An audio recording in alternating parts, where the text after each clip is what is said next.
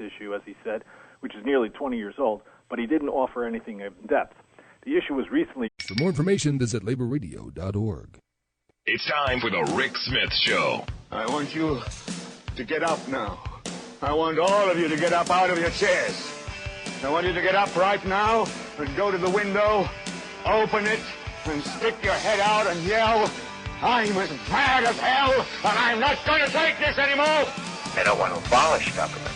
I simply want to reduce it to the size where I can drag it into the bathroom and drown it in the bathtub. You bet I cut the taxes at the top. How dare you? How dare you? Go ahead. Make my day. The Rick Smith Show starts now.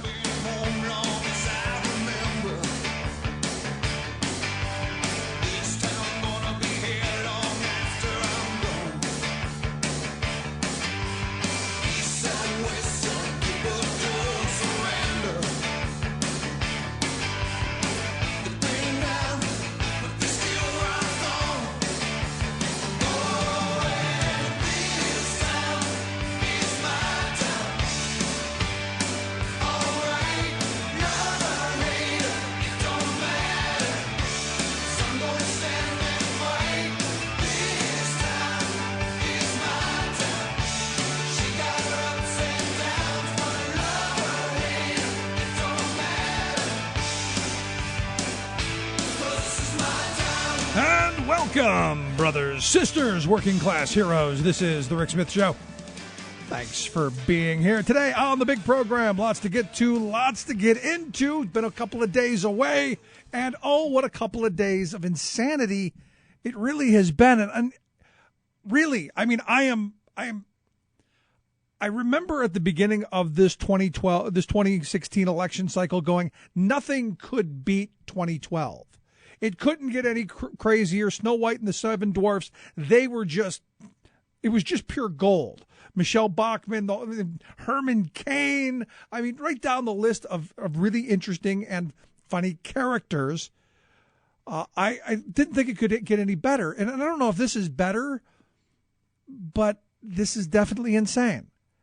And I look at what's going on, and look, I've actually been turning my children away from the political process. This is how insane this stuff has gotten. But it's not surprising to me. And I've been saying for quite some time that what we're seeing is the culmination of the WWE mindset, that wrestling mindset. You see the Tea Party, all the right-wing kooks in talk radio, all this rise of the angry shock jock. And, you know, you look at this and everything just seems to be getting progressively worse. Because, you know, and this is what happens when you go down this path of we've got to get to the next bit of shock. We've got to get the next bit of attention. And there's, you know, the need to outrage the outraged. And to go beyond the last bit of insanity. I mean, really, honestly and truthfully, when was the last time you heard a presidential candidate threaten another presidential candidate publicly, like the words we heard from Trump over the weekend? Saying, you're Bernie, this is one of your people, Bernie, and if you don't stop it, Bernie, I'm going to send my people to your rally. And now we hear that Trump is considering paying the legal bills for the guy who sucker punched the guy walking up the steps in North Carolina. At what point do you go, this is exactly that insane world of wrestling? What we're watching is just a Tuesday night, you know, production of whatever it is this year. And at some point you got to go, when do the adults take over? And what I'm finding quite interesting and amusing, because I've been saying this stuff for a while, this is really, you know, this is stuff that belongs in a ring, not for the job of running the country. Our media is now stunned. They're now shocked. They're now, oh, how could this be? You know, the same people who have hyped all of the Donald insanity, the same people who have hyped all of the near misses over the past several years, whether it's the Bundy. I still remember the guy, and maybe I'll never forget it. There's a guy on a bridge perched with a gun looking down on federal officers. Like he's a sniper going to take out federal officers. And, it comes to me, you go, how can you be surprised by what we're seeing when we've been seeing this kind of insanity over and over? And, I started thinking about it over the weekend because, I remember back to some of the early shock jocks, some of the early people like Wolfman Jack, just tried to get a rise out of you. Or even the Grease Man in Philadelphia, or, where I grew up, Gary D. or Morton Downey Jr. They were people that you wanted to see the train wreck. You looked at it out of the corner of your eye. You just wanted to see that train wreck. And you went on in the normal day of your life. And a lot of people blame me on Howard Stern. And look, I love listening to Stern when he was on terrestrial, because he walked up to that line and he pushed that line. And that just gave rise to another generation of insanity. I look at Bubba the Love Sponge and Opie and Anthony and the rest of, and then there's the need to go that much further and that much further and that much further. And that's what's happening in our politics. And this is what's scaring me, because by the time that person sits in the White House, we will have so badly diminished that position. We will have so badly destroyed that office that you then wonder how whoever it is, and I look at Obama, and I've got a lot of problems with President Obama, a lot of policies I'm not thrilled with, but at the end of the day, the Republican Party today has done more to destroy that office than at any point in the history of this country, simply because there's a black guy in the White House. And now here we are. And I guess, it speaks volumes to who are we as a people. I was back in Cleveland for the last couple of days last week, and, seeing my family and seeing my grandmother and having conversations with people who are not political. I don't think anybody outside of me in my immediate family votes. I know my grandmother never has. I know my uncle doesn't. I know my aunt doesn't. I know they don't. And they're the type who have just thrown up their hands and said, it's all corrupt. They're all no good. And they want no part of it. They're looking at this going, uh-oh, things have gotten crazy. We would have never, as much as we disagreed with politicians and as much as we disagreed with the president, we would have never done these things. And they're looking around going, is this what we're leaving our children and grandchildren? The fact that Donald Trump right now, and I'm actually shocked by this, The Economist and YouGovern have come out with a poll. And, I don't know how large this poll is, but it's the first time that Trump has broken the 50% mark. They're now saying that he has broken that level. And I'll be honest, I never thought he'd get above 35%. The question becomes, is it possible for the guy who's been saying, we're going to do all of these violent things, we're going to throw them out in the cold, take their coats, is it possible to put this genie back in the bottle? Because I got to tell you, the next step, there's always a next step. The next step is someone gets really seriously injured. The next step is someone gets killed. The next step is, the brown shirts are back. The next step is all of that insanity that past generations have seen, only it's us. And this is the scary thing. And I don't like to go back and look at Nazis or any of that stuff. I hate that frame. But having read a lot about that era, I got to be honest, there are some similarities.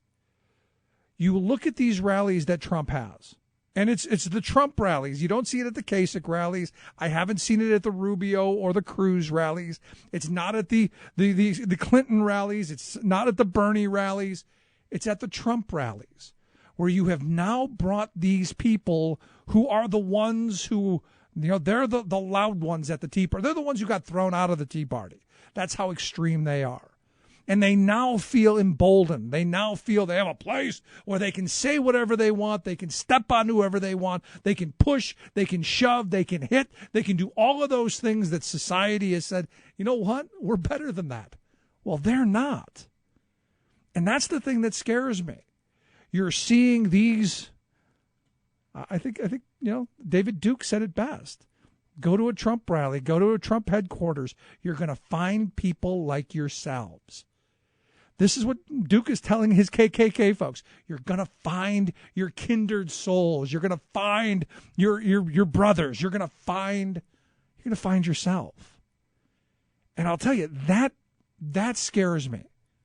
And the fact that this is leading the polls. Look, we've always had fringe characters. We've always had the out on the extreme fringe characters that we looked at out of the corner of our eye and, okay, good for you. Keep moving. We've always had the Lyndon LaRouches. We've always had those off on the fringe. This guy now, according to this poll, more than 50% support. And I would argue a good bit of support from half of the country in one of the major political parties. This guy could be, and I guess we have to wake up to the reality that this may be the Republican nominee. As much as, Ted Cruz is out there saying, no, come to my way. Understand, Cruz scares me actually more than Trump does. Because I think Trump and Cruz, I think they're kindred souls. I think ideologically they're in the same boat. The difference with Cruz that I fear more than Trump is that he's a theocrat. That we then do all of this stuff in the name of God and theocracy. And I don't see that out of Trump. I see more Trump being, it's about him. It's about, I'm going to put you in my place. I'm going to bully the bully. As where I see Cruz as a true believer. This is about religion. This is about our God. And that's the scary stuff in this. So Super Tuesday, number 2, coming up tomorrow. You're going to have big states like Florida, like Illinois, like Missouri, like Ohio, North Carolina being decided tomorrow. And the question is, who are we? Who are we as a people? Are we the Donald Trumps or are we the Bernie Sanders? Are we the Ted Cruz or the Marco Rubios, or are we the Hillary Clintons? It will be interesting to see what comes out of those big states. And the messaging and I got to wonder and I got to hope everybody goes home at the end of the night the way they went into it. That's the scary thing, because we're seeing a ratcheting it up and almost an acceptance of violence. If you've seen the video of this guy being escorted out, and the cops are behind him kind of going, hey, come on, move along. And this guy just came out of nowhere and just sucker punched this kid. And, and then what do the police do? You want to talk about a miscarriage of justice? They grab the kid and they handcuff him and carry him out. Now, I don't know if later on somebody went back and got the guy or what, but as the video shows, nobody bothered to go after him. The one who actually assaulted someone. That's the scary stuff. And then you have that presidential candidate saying, I'll pay that guy's legal bills? Really? I pray for us, I'll tell you. And we'll see what happens on Super Tuesday, too. But at the end of it, I think we've gone down a path that I had hoped we'd never will. Going to take a quick break. Right back with your thoughts. 1-888-520-RICK. 1-888-520-7425. You a Trump guy? I'd love to hear it. Right back.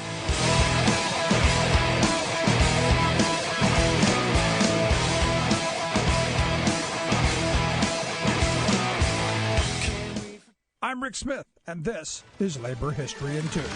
On this day in labor history, the year was 1912. That was the day that participants in the famed Bread and Roses strike gathered in Lawrence, Massachusetts to celebrate their victory. The strike had begun in January and was a hard-fought battle. More than 20,000 textile workers, most of them women, speaking more than 20 languages, participated in the action. It was a powerful stand of workers' solidarity across ethnic lines. On March 12th, the American Woolen Company agreed to most of the strikers' demands. In the days that followed, other companies also agreed to terms. The workers gained between 5 and 25% raises depending on their jobs. They also gained overtime pay. The ripples of this impact flowed throughout New England. It's estimated that 150,000 textile workers saw raises in the aftermath of the historic work action. At the gathering to commemorate the strike, leader of the industrial workers of the world, Big Bill Haywood, addressed the crowd saying, "You are the heart and soul of the working class. You, the strikers of Lawrence, have won the most signal victory of any organized body of working men in the world. You have demonstrated that there is a common interest in the working class that can bring all its members together." Despite the significance of this strike, the story is not taught in many of our schools. In 2011, the Zinn Education Project found that only 2 of the 10 major U.S. history textbooks discussed the strike. Today, let's take a minute to remember those brave women who declared, "Yes, it's bread we fight for, but we fight for roses too." For more information, go to laborhistoryin2.com, like us on Facebook, follow us on Twitter at laborhistoryin2. This is the Media Matters Minute, and I'm Cristiano Lima. MSNBC's cancellation of Melissa Harris Perry's weekend program dealt a significant blow to diversity on cable news. Harris Perry was the only woman of color to host an editorial cable news program, and she consistently hosted the most diverse guests of any Sunday shows. Listen here to Media Matters research fellow Carlos Maza's conversation with New York Times investigative reporter Nicole Hannah-Jones on the current lack of newsroom diversity. Why does it matter if the stories we hear and read in the media are primarily being told by white people? Does institutional racism exist anymore? No, it does not. Not having that diversity just means one side of the story tends to get told. What's important is to say, I know I'm coming from this perspective. How do I mitigate that with my reporting to make sure that it's fair? And one way of doing that, of course, is having diverse colleagues. Media diversity isn't a luxury good that can be jettisoned for the sake of convenience. White newsrooms are broken newsrooms. To see their entire conversation on newsroom diversity, please visit MediaMatters.org. Chances are, when you took a shower this morning, an AFSCME member made sure that water was clean. When you drove to work, an AFSCME member maintained the road. When you rode an elevator, an AFSCME member inspected it. I'm David Philman, Executive Director of AFSCME Council 13, the American Federation of State, County, and Municipal Employees. AFSCME members enforce regulations, keep prisoners behind bars, take care of patients, protect the environment, and more. The work isn't glamorous, the salaries aren't high, but AFSCME members serve the public in every aspect of our daily lives. Chances are, you'll never see that AFSCME member working in a sewage plant, diving underwater to repair a bridge, or answering a 911 call. But aren't you glad they do? For more information, visit AFSCME13.org. We are AFSCME. We make Pennsylvania happy! Minimum wage! Yeah! You know what it means when they pay you minimum wage? You know what they're trying to tell you? It's like, hey, if I could pay you less, I would. Back to the Rick Smith Show. So, the governor, and you got to love this, today raised his pen, and with the power of the executive order, and I know how much my Republican friends love to hear about executive orders, but the governor, with the power of the pen, did fulfill one of his campaign pledges, and that was to raise the minimum wage for all state workers to at least $10.15 an hour. And that is what he has done. But you go, wow, that's great. That's fabulous. Well, before you get all crazy and happy and jumping for joy, the sad reality is this executive order, while the right wing is losing their mind, and I cannot tell you how many of my Republican friends are saying, well, you should just raise it to $100 an hour, $10.15. That $10.15 applies to exactly, somewhere in the neighborhood of a whopping 450 people. So the Commonwealth employs in some fashion about 79,000 people. That is direct workers through the state. That is contractors that they have doing all kinds of things. And according to report, about 450 people will be affected by the raise. Now, what I find interesting is that you have someone like Scott Wagner, who has a fabulous minimum wage bill that would take it up to a whopping $8.75 in 3 years, complaining that he's using the executive power again, waving his magic wand. No, what he's doing is what he's able to do as the executive of our Commonwealth, because you will not do your job. At the end of this, what we're seeing is a failure of the Pennsylvania General Assembly to do anything positive and anything for working people. And what gets me is the insanity that we see in Trump, the insanity that we see on the presidential stage, is nothing compared to what's going on in general assemblies and legislatures all across this country. And it comes back down to the moneyed interests, the Koch brothers, the Waltons, you tick down the billionaire. They are having their bidding done. The American Legislative Exchange Council, for all the talk of, we've defunded some of them and we've made companies run, they're doing just fine, because they're still pushing the legislation through the states. And in fact, they've now filtered down not just the states, they're going to counties and municipalities and pushing legislation at those levels, because they understand they need to infiltrate to destroy. So when I see someone like Wagner going, he's using his pen again, going, well, give him something that would make him not have to. I go back to this. I don't know who can live on $7.25 an hour. I don't. If it were truly teenage kids who were getting this, that's a different story. But we know, peradventure, that this is not. We know that these are people trying to raise a family. They're mostly women. So you got to ask the question, how much of what we see coming out of, the Pennsylvania Chamber of Commerce, and how much we see coming out of Republicans like Wagner. No, we can't do that. It's going to cost us jobs. It's going to cut down and it's going to kill the workforce. Even though we've seen study after study that's shown overall, we have a small increase in employment. Now, there may be some folks, on situational basis who then lose jobs and go find them somewhere else. But overall, in the economy, it grows. Why? Pretty simple, I think. Pretty simple. The more money people have in their pockets, the more that they spend. Seems reasonable to me. I know when I have more money, when there's more disposable income going through the Smith household, we do other things.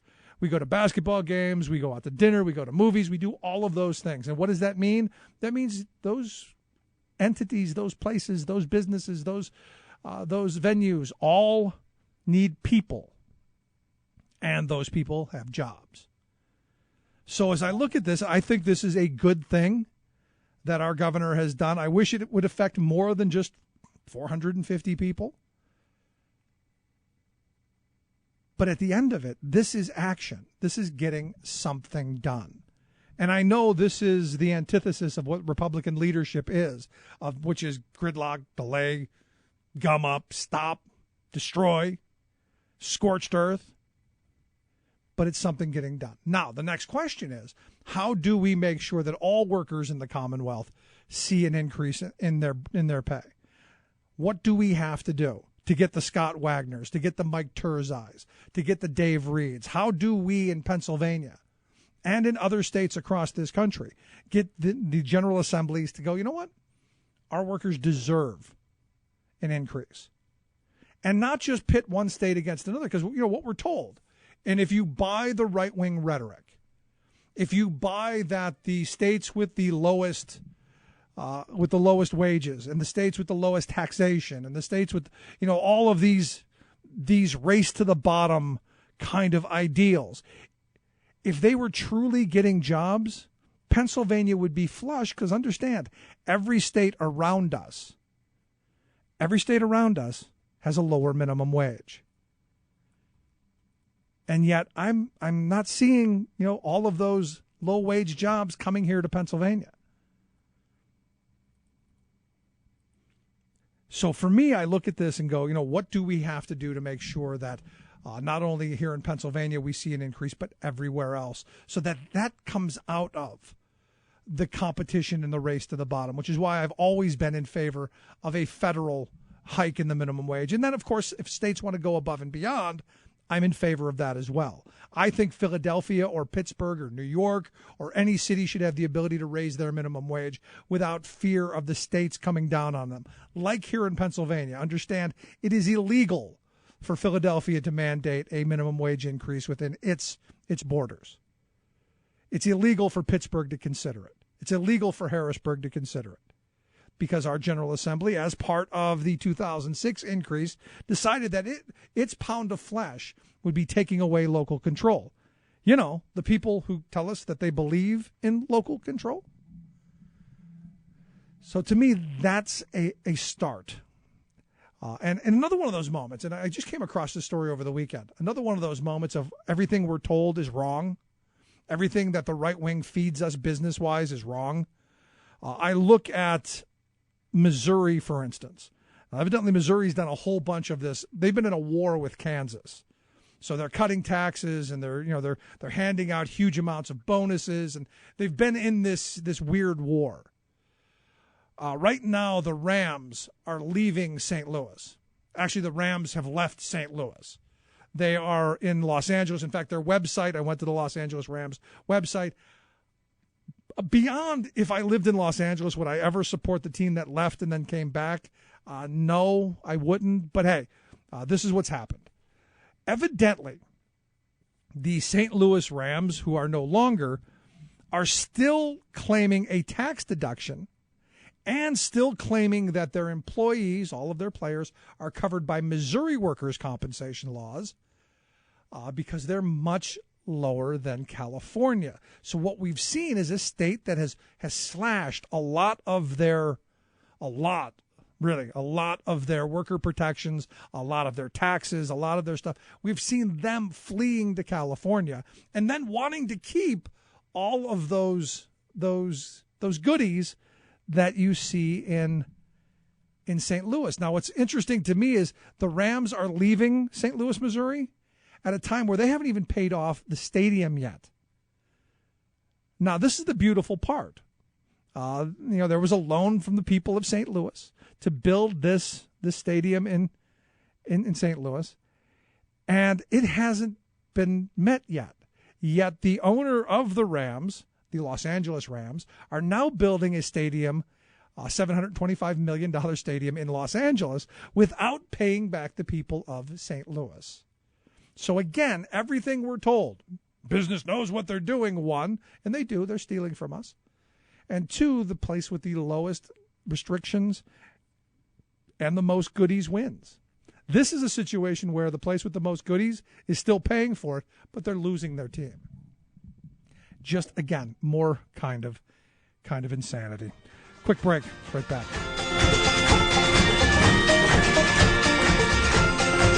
We gotta take the bastards down.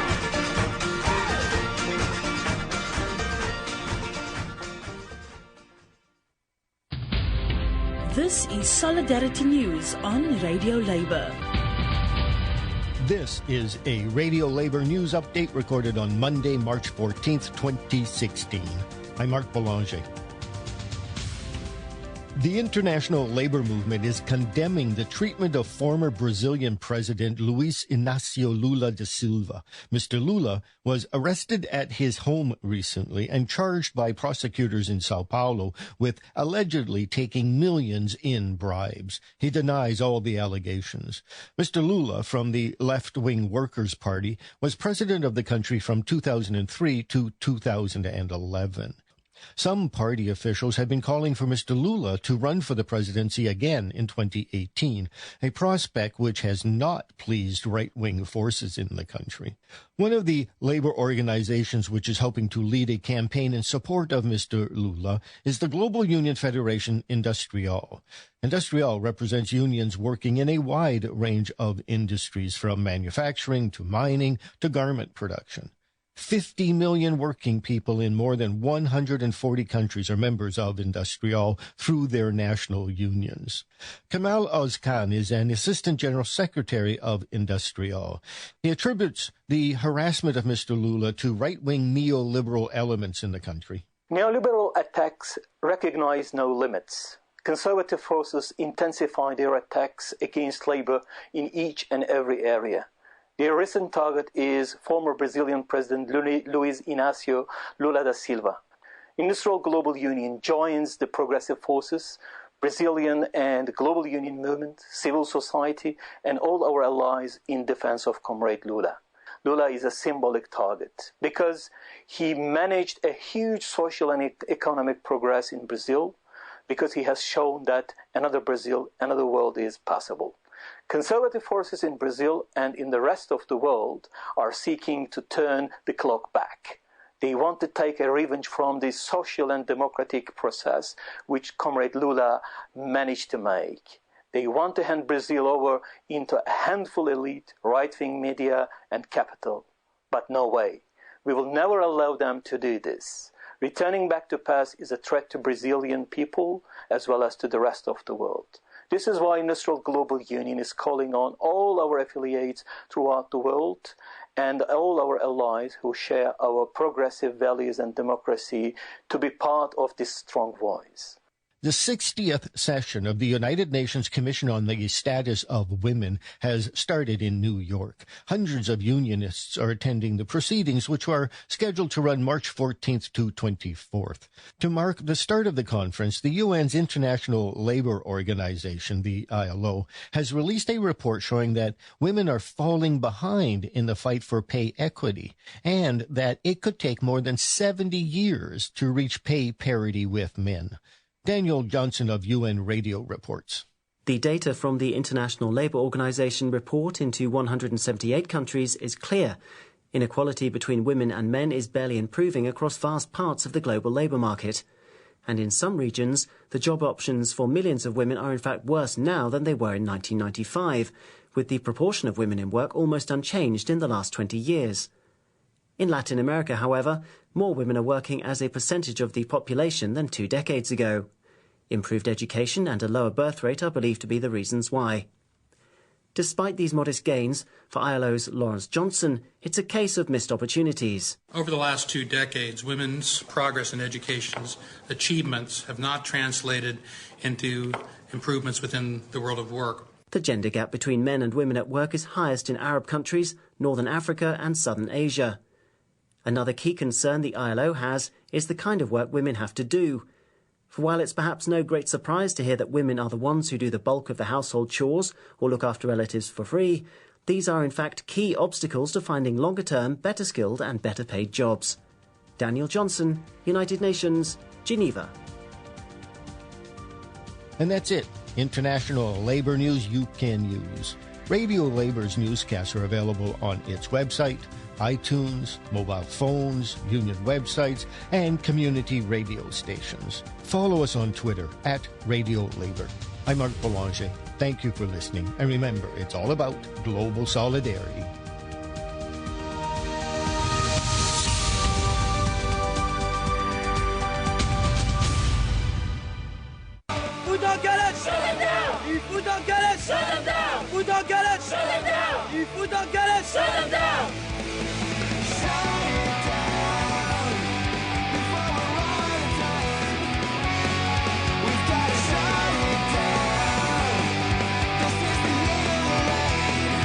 Yes, kind of reminds me going back a couple years ago when the J1 visa workers were not just at Hershey, but also McDonald's here. And I remember at the time saying, this is something that we need to go back and look at. Because understand, here in the U.S., we bring in about 300,000 workers every year under this cultural exchange, this educational exchange program, where you get these kids who spend thousands of dollars for an American experience. They want to come here and travel. They want to and they want to see the country. They want to experience the country. And it's really, as the one kid explained to me, it's really one of these programs to help them learn the language. one of these immersion kind of programs where you're immersed in the culture, you learn the language, you interact with people, and to help you pay for it, we give you the opportunity to work a couple of hours, to make a couple extra bucks so that you can travel through the country and not have too much of an expense on you. The thought was to help, working class, upper working class students from other countries come here and experience the country. And it was a great idea at the time. What it's turned into, and this is where Donald Trump is correct, it has turned into basically a job bank of cheap labor for these companies who want to exploit cheap labor. And you look at Hershey, you look at McDonald's here locally where they had these J-1 visa students who were living in deplorable conditions, 4, 6, 8 of them in a room. The McDonald's guy had 8 kids in his basement. In the basement. And they were basically on call 24 hours a day to walk down the street to go to the McDonald's and work, 6, 10, 20 hours straight. The one girl said she worked 35 hours straight. No breaks, no time off, none of that. And who's she going to complain to? Because if she complains, she's sent back out of the country, she loses her money. Think about that. So now Donald understands that this is a problem. The Donald hath come forward. And like many of the Donald's positions, it turns out, and you don't need to, no surprise, no outrage. Turns out the Donald's been using J-1 visa workers for years. In fact, one of the people cited in the article was an Irish student working on his master's degree in Dublin who, said he worked the entire summer of 2013 at one of Trump's hotels. Actually got to meet the Donald. And that he was one of the people, look, he's abusing it like anybody else. Yet here's this guy who's now saying, hey, I've seen the light. I have seen the light. Kind of like the Trump signature outfit line, which I got to question. First and foremost, who in their right mind would buy anything with Trump's name on it? I mean, really, would you pay a premium for a shirt that has a tag on the inside that says Trump? I know I would not. And evidently not a lot of other people do either. Not a huge seller other than at his hotels and at his places. I mean, honest, Samantha, you're gonna buy the Trump signature wear? The Donald J. Trump signature collection. Yes. No. I guess that's the answer. So here's this guy who's saying, look, we need to have trade policies that encourage American workers to get jobs and blah, blah, blah, blah, blah, blah. Yet here he is, one of the people doing this. Yeah. And you go, at what point do you go, stop? Yeah, well, those workers in China and Honduras and Bangladesh, they need jobs too. They need their jobs. Not to mention Vietnam, who we're about to have a massive free trade agreement with. And this is the thing where Donald has, I guess the squirrel finds a nut every once in a while. And it kind of makes me wonder how much I can believe what he says. Understand he's against the free trade agreement. He's against the TPP. Mm-hmm. And you got to wonder, if the rhetoric that he spews is actually his belief or not. Because here's a guy benefiting from the policies that the TPP would only make worse and exacerbate, saying that he's against it. Yeah, I think I've given up on wondering if Donald Trump actually believes any of the words that come out of his mouth, much less the TPP. Yeah. I cannot argue with that. But there you go. That's the reality. Coming out, hey, I'm against this program, but I benefit from it. I'm against, trade, but I benefit from it. I'm against it, but I'm doing better. Yeah, well, this is what happens when you have just such a good businessman. He's just a good businessman. This is good business practice. Oh. Can't fault him for that. I fault him. Anyway, I'm going to take a quick break. When we come back, Talk Media News Service. Stick around. You listen to The Rick Smith Show. We're working people. Come to talk. Hear what I say. It's money that matters in the USA. It's money that matters. You're listening to The Rick Smith Show, where working people come to talk. A political contagion is sweeping across our land. spread by America's corporate media. Its name is, quote, media bias, and it's slapping Bernie Sanders wherever he goes. At first, the media mocked his run for the White House as a joke, declaring that no one would support a Democratic Socialist senator campaigning on issues of inequality, corporate greed, and big money corruption of government. But wow, at each of his rallies, tens of thousands of supporters flocked to hear him. Well, harumphed the anti-Bernie media, he can't raise the money to be a serious contender. But wow, millions of ordinary Americans donated an average of under $30 each to create a $100 million People's Campaign Fund to back Sanders. Well, snapped the media snipers, his supporters are young people and alienated working-class people who won't turn out to vote. But wow, they are turning out, helping him win victories from New Hampshire to Colorado, Oklahoma to Michigan. Well, the dismissive media huffed, Sanders is losing African-American voters to Hillary Clinton, so he hasn't packaged the whole Democratic constituency it takes to win. But wow, he is winning the votes of young African-Americans, as well as getting overwhelming majorities from all voters under 30, independents, and progressives. That's a pretty good package, and it also shows that Clinton doesn't have the whole package either. Still, the contagion spreads. Even with Sanders' impressive come-from-behind victory in Michigan, the media harumpers keep inventing negatives. One website mocked their bias with this satirical headline, "Can Bernie recover from his devastating win in Michigan?" This is Jim Hightower saying it's hard enough to run against Clinton's Wall Street-financed machine without having the corporate media pile on too. But wow, Bernie just keeps on going. Hightower's commentaries are brought to you by the Hightower Lowdown, the monthly newsletter with Hightower's take on what Wall Street and Washington are up to. For information, visit hightowerlowdown.org. Would you dive 14 feet deep in the Susquehanna to keep a bridge safe? Would you spend night after night with prisoners to keep your community safe? Would you spend Christmas Eve plowing snow to keep roads safe? AFSCME members do. Men and women who choose to serve in public service. Mine inspectors, 911 dispatchers, healthcare workers, parole agents. You may not think about them, but know they're all thinking about you. This message brought to you by AFSCME Council 13. The most important issues of the day. This is The Rick Smith Show.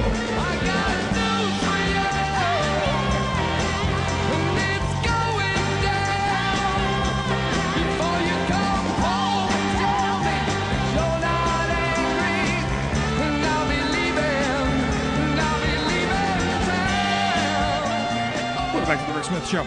Check out the website, thericksmithshow.com. Questions, comments, something on your mind, you can email me, Rick, at thericksmithshow.com. You know, I look at this, you know, really in a very strange light. I mean, I never thought we would see the kind of insanity that we're seeing, where a presidential candidate is going to stand up and call out one of the other candidates with really an act of violence. Just very, very bizarre to me. Anyway, let's find out what's going on in Washington, D.C. and around the nation. Justin Duckham, Talk Media News Service. Justin, thanks for taking time for us. Hey, great to be here.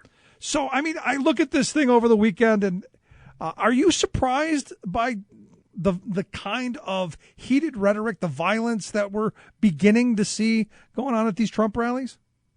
I mean, I can't really say I'm surprised. This is something that a lot of people have been warning about for quite some time. And in this instance, in particular, it really did come to a head. You know, you also kind of have to put this in the larger concept of what we've been, you know, hearing, warned about from this kind of rhetoric for years and years and years now. You know, since the birth of the Tea Party, there was really this sort of concern that eventually some people are going to start taking this a little bit too seriously. Eventually, this is going to turn violent. And honestly, I think this is probably those concerns come to life. Now, I go back and I use the analogy of, you know, wrestling. You look at the WWE, WWF, all of the, it's all fake. I mean, it's all staged. It's all planned. The problem is there are people who don't know that it's all staged and it's all planned. No, I mean, that's certainly true. And if anything, you know, Donald Trump in this situation probably is the, you know, 5-year-old who's watching, you know, wrestling and then is trying a pile driver on his little brother. I think it's probably a pretty accurate way of describing it. You know, this is somebody who obviously is not really a natural fit for the Tea Party movement in general, or a natural fit to conservatism if you look at his record. And wherein there are a lot of people who are willing to say this kind of stuff publicly with a wink and a nod and sort of an understanding that this is all aimed at sort of throwing out red meat to voters, but not necessarily what they believe at the core level. Trump is, certainly kind of taking away that barrier. So is there any way Trump with a straight face can say that there are, I know he said it, but can we buy that he believes that there's no violence at his rallies? Because, look, I haven't seen anything like the sucker punch that I saw in North Carolina at a Cruz rally or a Rubio or a Kasich or a Bernie or a Clinton rally, for that matter. It's only at his. Yeah, I mean, it's flatly a false characteristic that he's putting out there.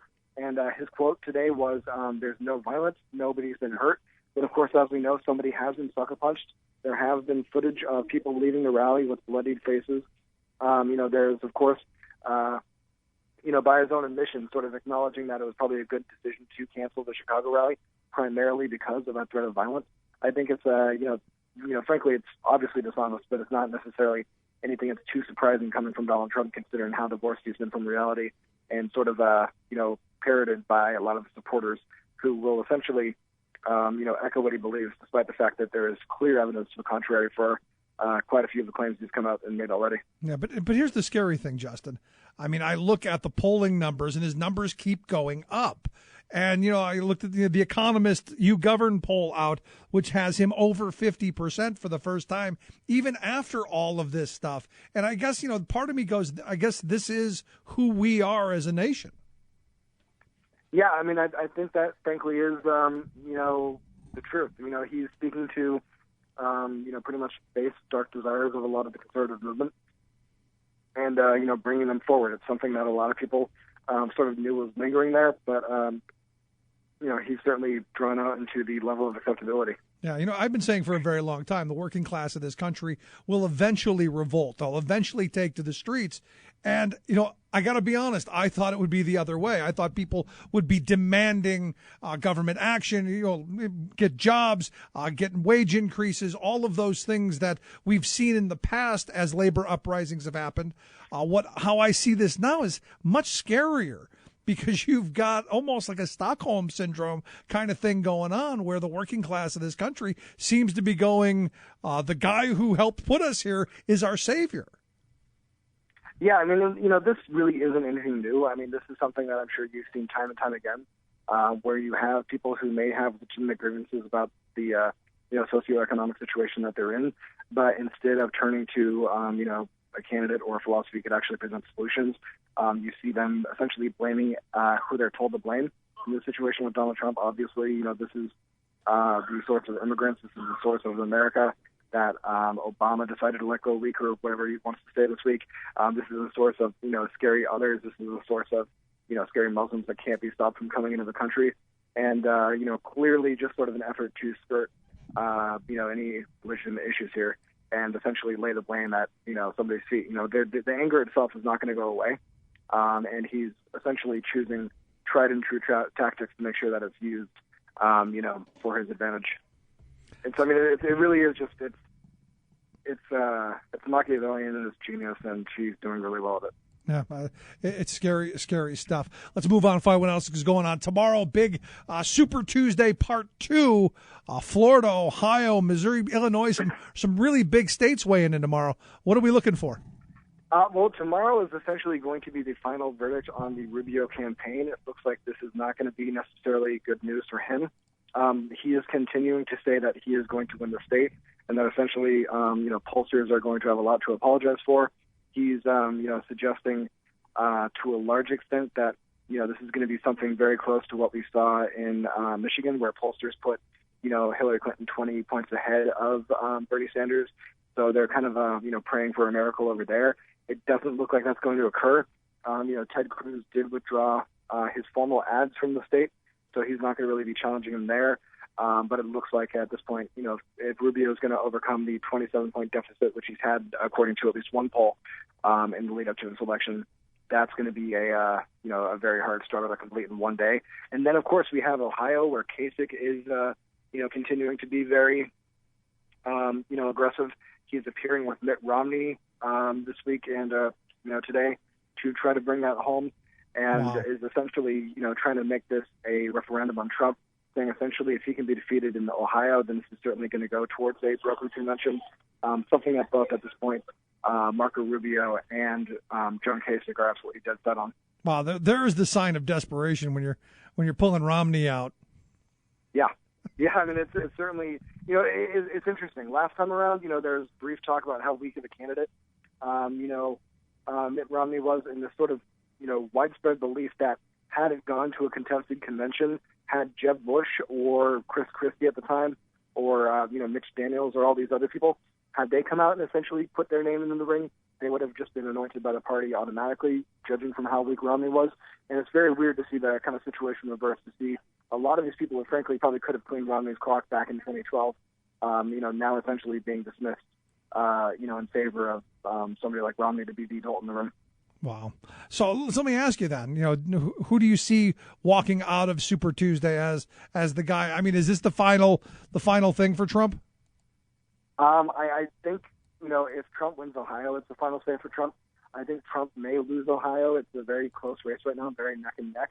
And, frankly, Kasich has been getting a lot of support, and Trump has been focusing more so on Florida just because he really wants to twist the knife against Marco Rubio and take away his one serious contender beyond Ted Cruz to limit the field. So if he wins it, it's over. If not, if Kasich can, pull it out and Ted Cruz continues to do well in a lot of the close primaries we have coming up, then, it's a chance that this could actually go down to a brokered convention. But it's going to be a lot easier for Trump to, get the nomination if he does win Florida, which looks almost impossible for him to lose at this point. Yeah, I mean, I'm hoping for the brokered convention, to be honest with you. Oh, I mean, come on, we all are. We're on radio, and it's going to be a lot of fun if that actually happens. But, at the end of the day, this does come down to, how close exactly the nation feels comfortable to letting, Donald Trump close to the White House. I mean, when this all started, the fact that I never thought we'd be sitting here at this time going the possibility of a President Trump. Yeah, right. I mean, this all happened really fast. Still feels like just yesterday when we were, saying, of course, he was never going to overcome Jeb Bush. Of course, he was never going to break 30%. Of course, John McCain was going to essentially derail his candidacy. Of course, all the candidates were going to essentially swim the field and consolidate support behind, Donald Trump. And now we're saying, of course, it's going to be a brokered convention. And frankly, we've been wrong about every sort of strategy thrown out there to derail him so far. So, as much as I'd like to see a brokered convention, I have my doubts. Yeah, I don't think it'll happen. I want it to, because I think that would be fun. But, I've always loved to watch train wrecks. So there you go. And finally, I understand there's a Supreme Court case on the horizon. Yeah. This is the whole case of the administration naming their nominee. It looks like right now, this is down to about 3 people. This is Sri Srinivasan, Merrick Garland, and Paul Watford. We are expecting to hear an announcement as soon as today, although it's getting a little bit late, or at least well ahead of Obama's trip to Cuba, which is going to be taking place on Friday. But of course, they haven't really necessarily seen any headway in Congress. It looks like, of course, conservatives are still going to be opposed to them. But nevertheless, they will be having at least a name to oppose instead of just some kind of vague, scary concept of a nameless nominee going into an election year. And from what we can tell, the RNC is actually already sort of ramping up their media efforts to tear down whoever could be named. Of course they are, because why would they want to wait until they know exactly who they're going to go after? And I got to be honest, I've said this from the beginning. You couldn't pay me to be that guy. Yeah, right. I mean, this is going to be a pretty brutal process.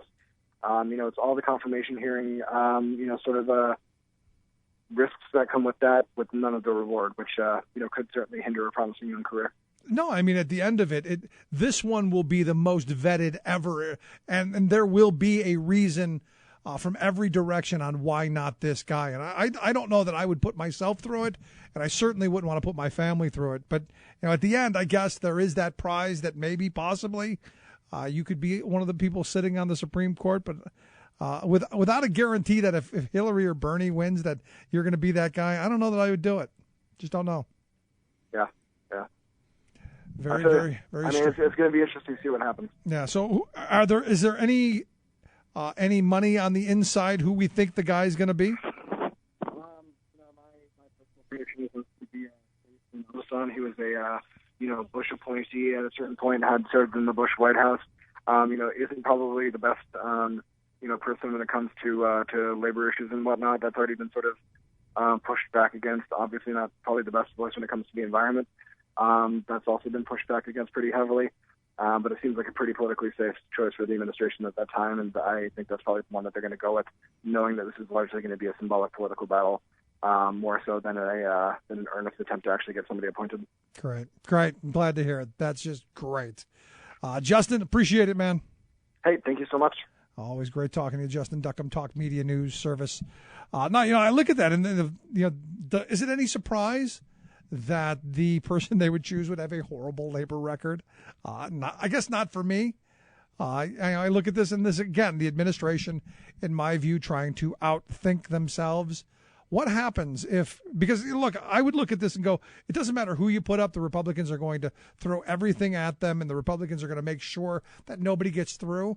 So then you go and you take somebody who is your compromise choice, someone who you think, oh, maybe we can get through a Republican Senate. And what if they do? I mean, that's the scary part of all of this. What if you end up with a Supreme Court justice who's, not completely crazy, just a little bit crazy? I don't know. You just kind of scratch your head and go, exactly how? And that's why there's a part of me that goes, maybe we wait until the next presidential election. Maybe we wait until we can see if someone takes the Senate back. Then you would have a true referendum. Now, I'm on the side of do your job, but, look, if that's the goal of this administration, let's put somebody forth that maybe the Republicans will be okay with instead of someone that you truly want. I don't know. I'm struggling with it. Anyway, if you've missed any of today's program, thericksmithshow.com. That's where you go to get the podcast.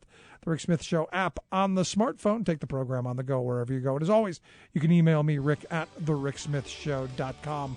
Quick break. Right back with hour 2. Stick around. You're listening to The Rick Smith Show.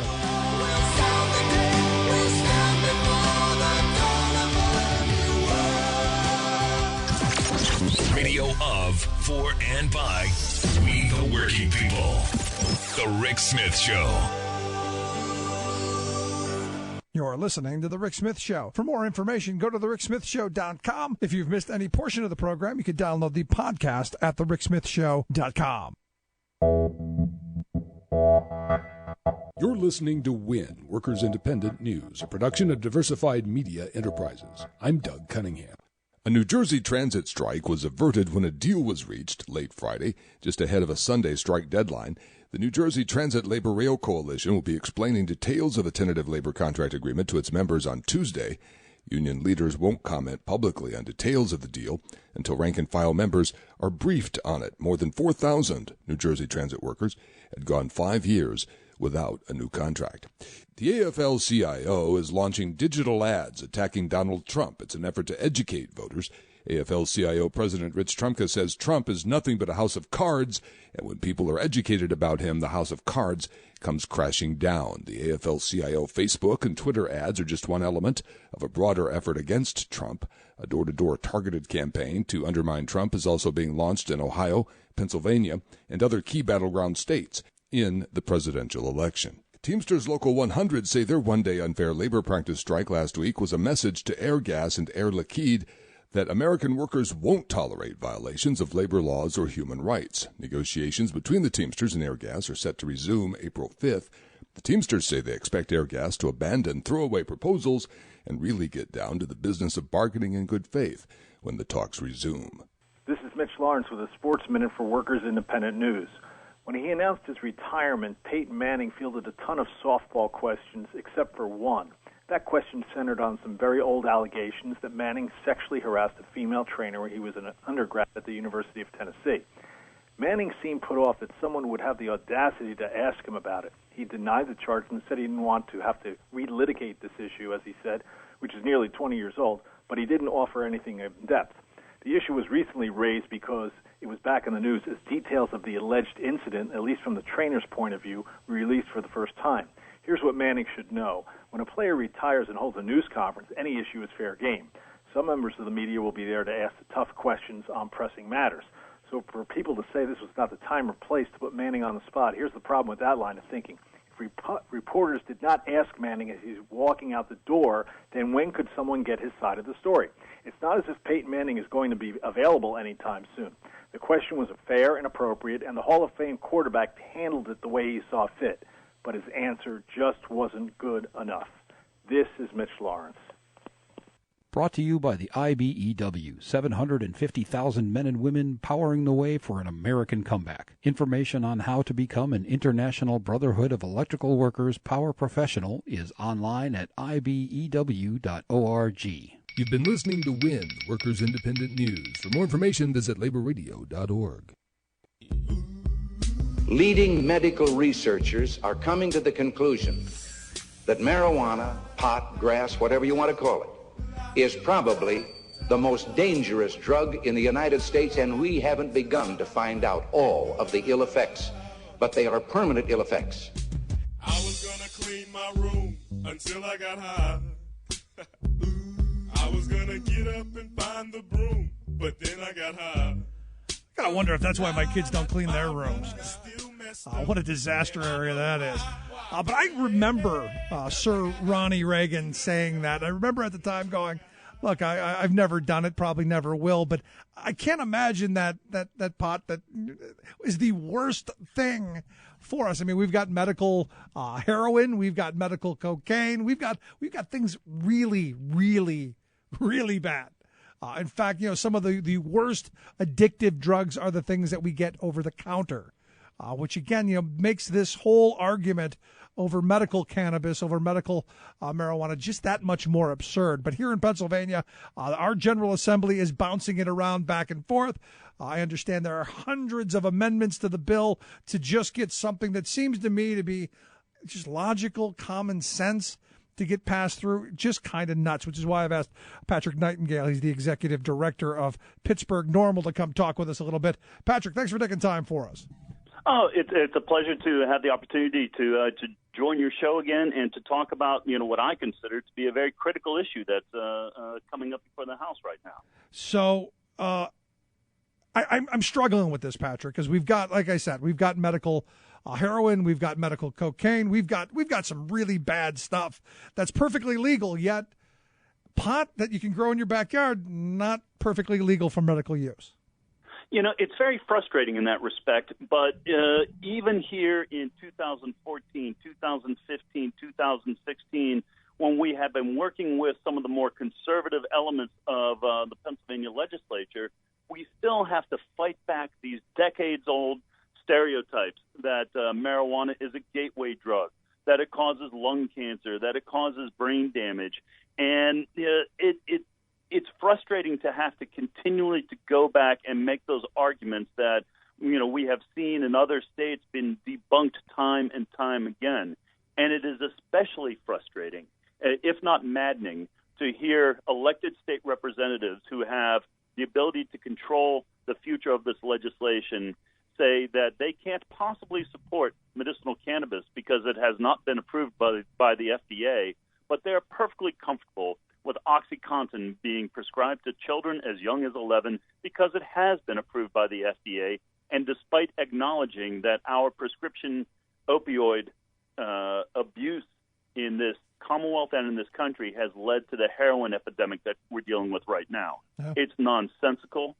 It is irrational, but the entire prohibition of marijuana from, the reefer madness days of Harry Anslinger in the 1930s and the war on drugs in the 1970s has been irrational and nonsensical. So I guess, the chickens have come home to roost in that respect. And what else is nonsensical to me, Patrick, is, the very people who you've pointed out are against it because they say it hasn't been approved by the FDA are the very people who want to do away with organizations like the FDA.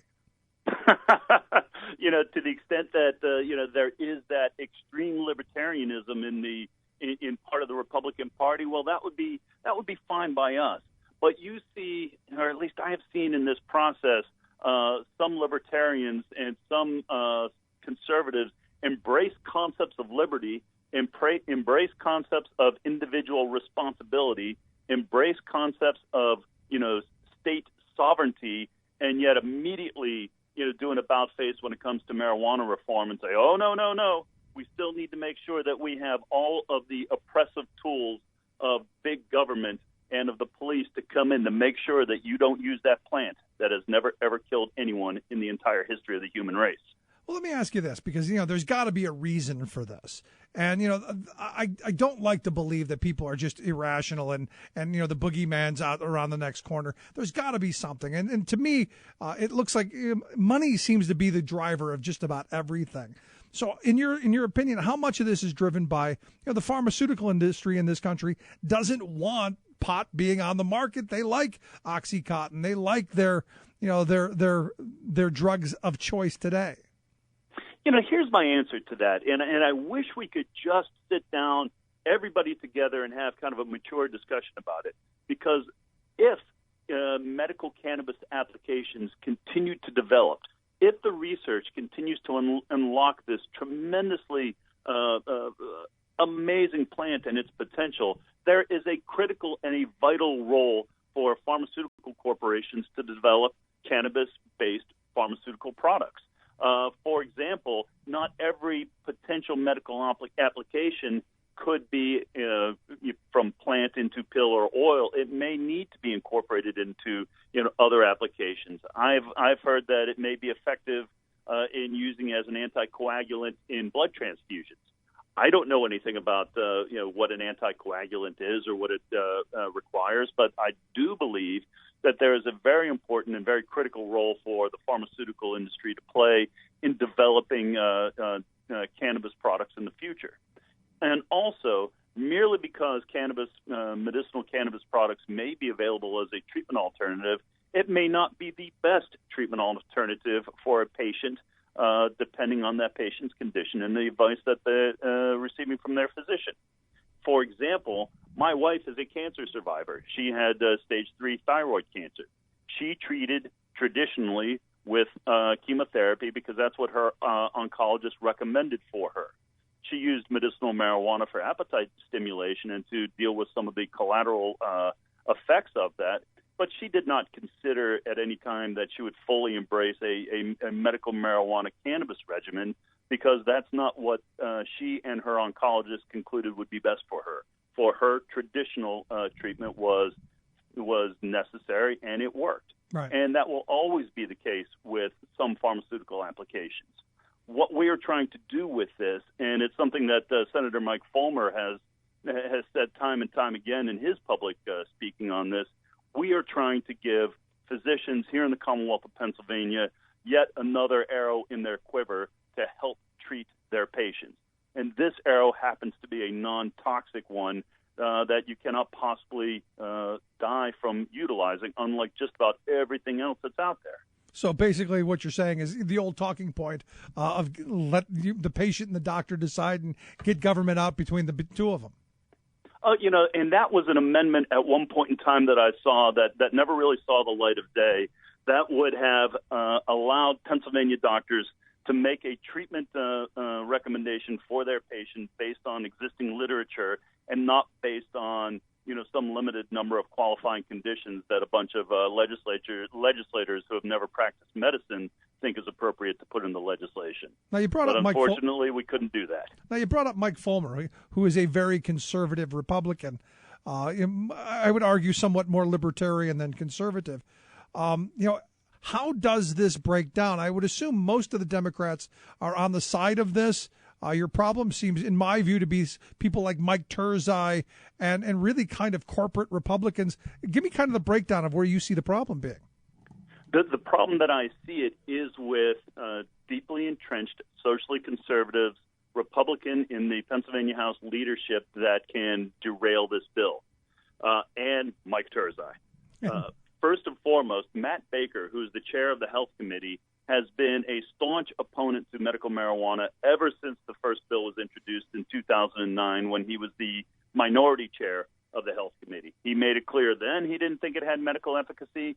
He made it clear in 2015 that he didn't think it had medical efficacy when he refused to even allow the legislation to come up for a vote in his committee. Now think about this for a second. The bill passed the Pennsylvania Senate by a vote of 40-7. It is supported by over 85% of Pennsylvanians, according to both Quinnipiac and Franklin and Marshall polls.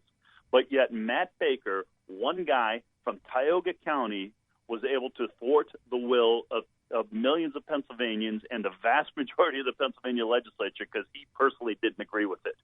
It took a procedural Hail Mary pass known as a discharge resolution to force the bill out of his committee and into the Rules Committee. Now, what Mike Turzai's specific opposition to this, I'm not exactly sure. Is he philosophically opposed to medical marijuana? Well, he has used the gateway drug argument before in nonsensical terms. Like, well, it's a gateway to heroin abuse, so clearly we can't pass this. Is it because the Senate will not take up his liquor store privatization bill, which failed in the last legislative session and by all accounts isn't going to move through the Senate in this legislative session? Maybe. Is it Mike Turzai simply being a power broker and insisting on having his fingers in the pie? Maybe. I can't specifically speak to that, but I can say that right now it is moving through the Pennsylvania House. So to the extent that Speaker Turzai is giving it the light of day, we thank him for that. Now, as I understand, the governor will sign it if it gets to his desk, right? Oh, the governor has been a consistent and outspoken supporter. He campaigned on it from the minute number one that he was in Harrisburg. He has welcomed advocates into his office. He has worked with us. He has given us his support. There's only so much that a Democratic governor in a state controlled by Republican majorities in the House and Senate can do, but he has pledged his vote. Democrats have lined up solidly behind this, and if we can get him legislation that is worth the while, he will sign it immediately, and we cannot wait for that signing day. We hope it is going to come sooner rather than later, but that's going to depend on what comes out of the House. And at the end of the day, I mean, the longer this takes, the more suffering people in the Commonwealth are going to have to endure, correct? You know, every single day these patients are suffering. You know, for the children or for the parents of children who are severely epileptic, they make the point that any day could be their child's last day.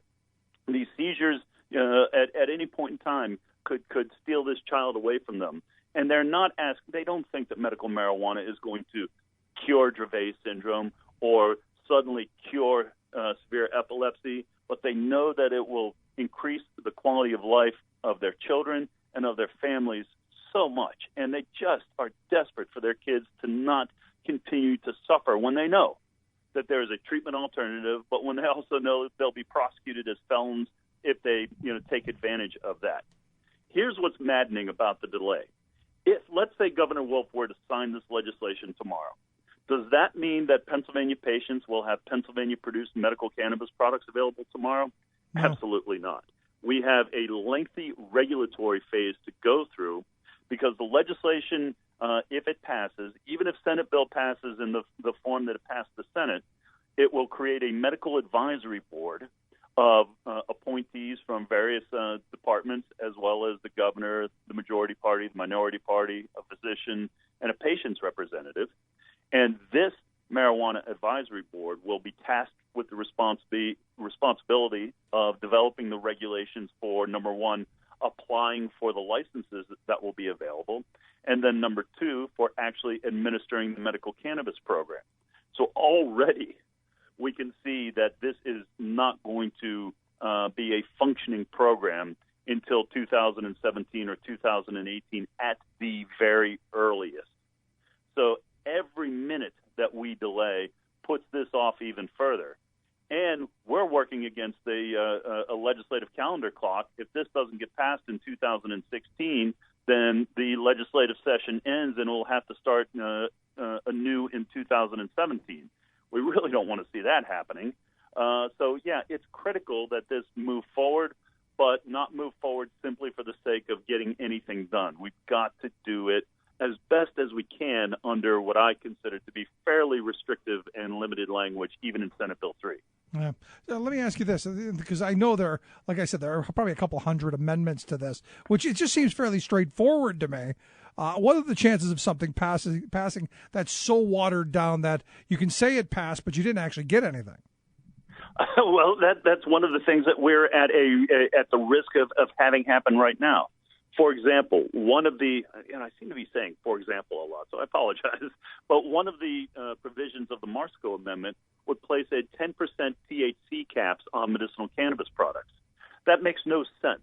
It's not based on any science. It's not based on any medicine, and it would necessarily, I think, make it almost practically impossible for someone to apply for a license, receive a license, and put a business in place that can provide medicinal cannabis products to Pennsylvanians at a price that they can actually afford. I just don't know how it would be possible without heavily adulterating any natural cannabis products to conform with that type of arbitrary restriction. So, I've said in the past that by the time this legislation actually makes it to the governor's desk, we're going to have a medicinal cannabis bill that doesn't actually have any cannabis in it. I believe that the majority of those who support medicinal cannabis are aware of some of these issues, and they want to pass a bill that will help Pennsylvanians.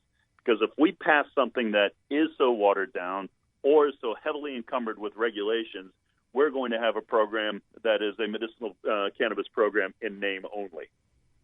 Sad and scary stuff. What can we do to make sure that that doesn't happen, or is this just basically in the hands of the legislature right now? No, we are still in the fight. Everybody, any of your listeners who support medicinal cannabis should call their state representative and their Pennsylvania state senator and say, I want a bill that helps Pennsylvanians without arbitrary restrictions.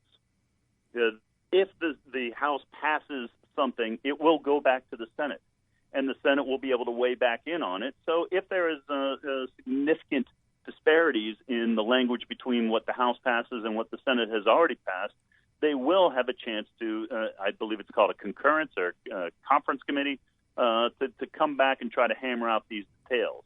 So even if the House passes something that we're not too crazy about right now, there is still a lot of work to be done to get a bill that we like. Still lots to be done. If you want to check out more information, www.normal.org, the website. We've got a link at thericksmithshow.com. Just click on Patrick Nightingale's name. Take you right there. Patrick is the executive director of the Pittsburgh Normal. Patrick, it's always great having you on the program. I look forward to having you back again as this continues down the road.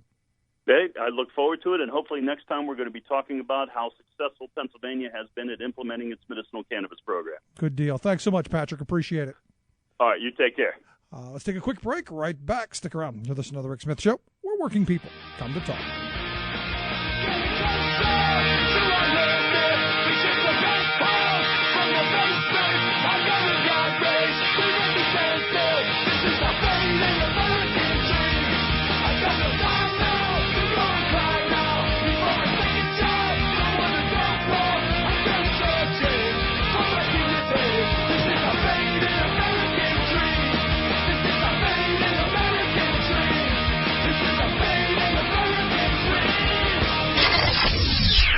You're listening to The Rick Smith Show.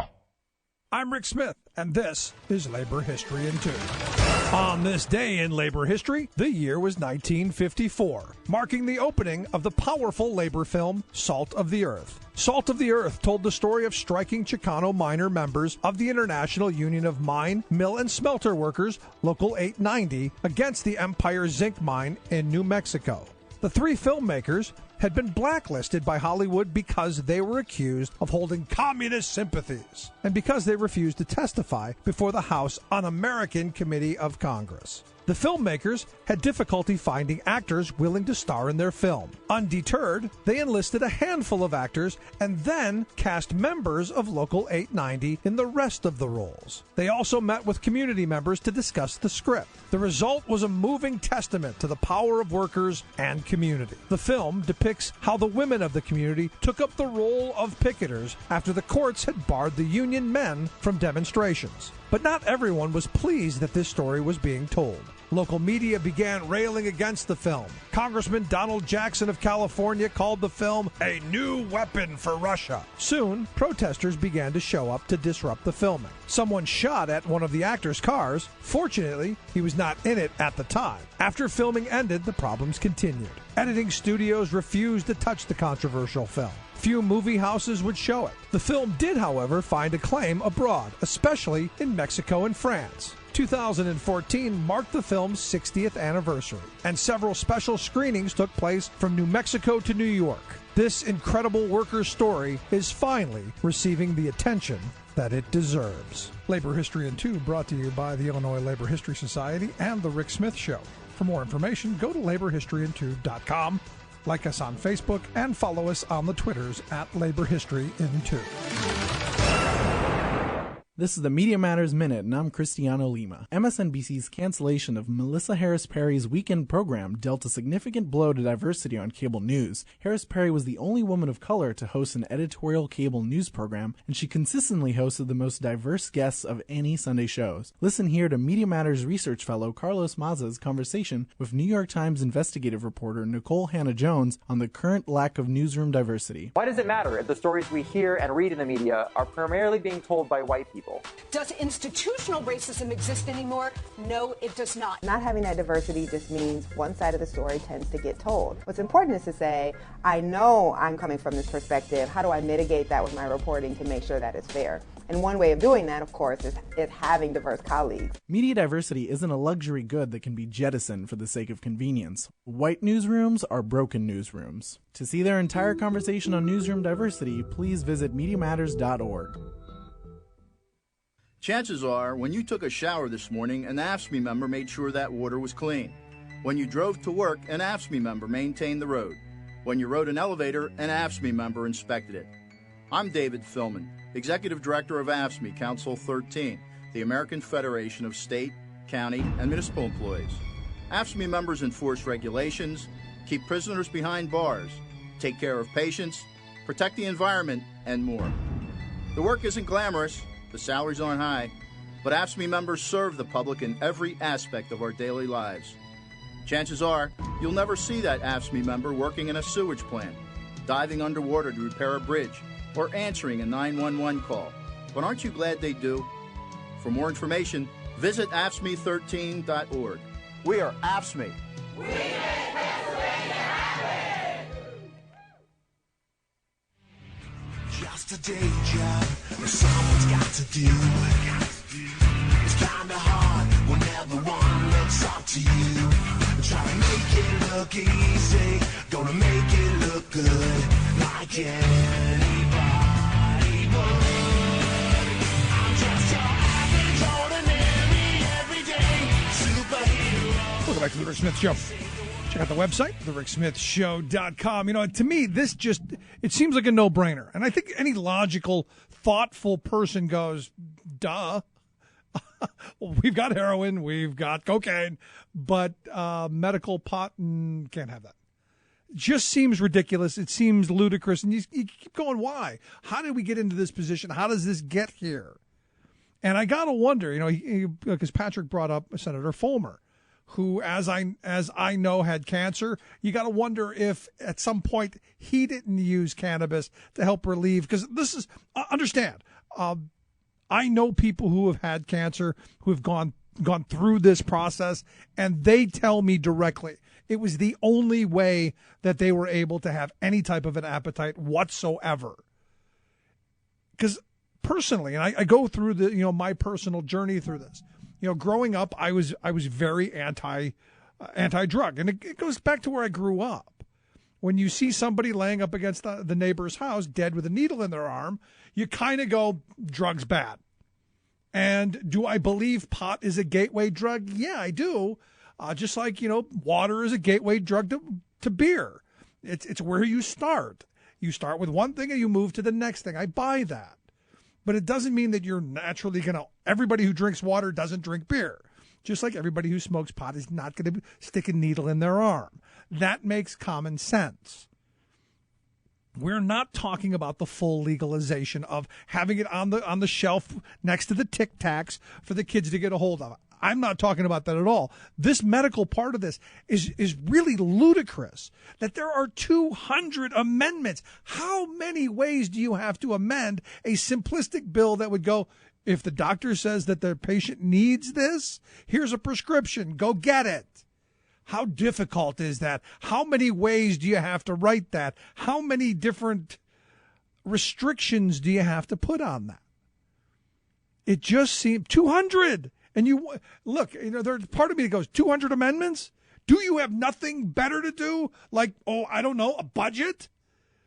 I mean, really, at some point, you got to go, all of this is 200 freaking amendments. I mean, really, think about that for a second. 200 people wrote something down and said, here's my part of it. Here's how I'm going to screw it up. Let that sink in. I mean, it's really quite amazing.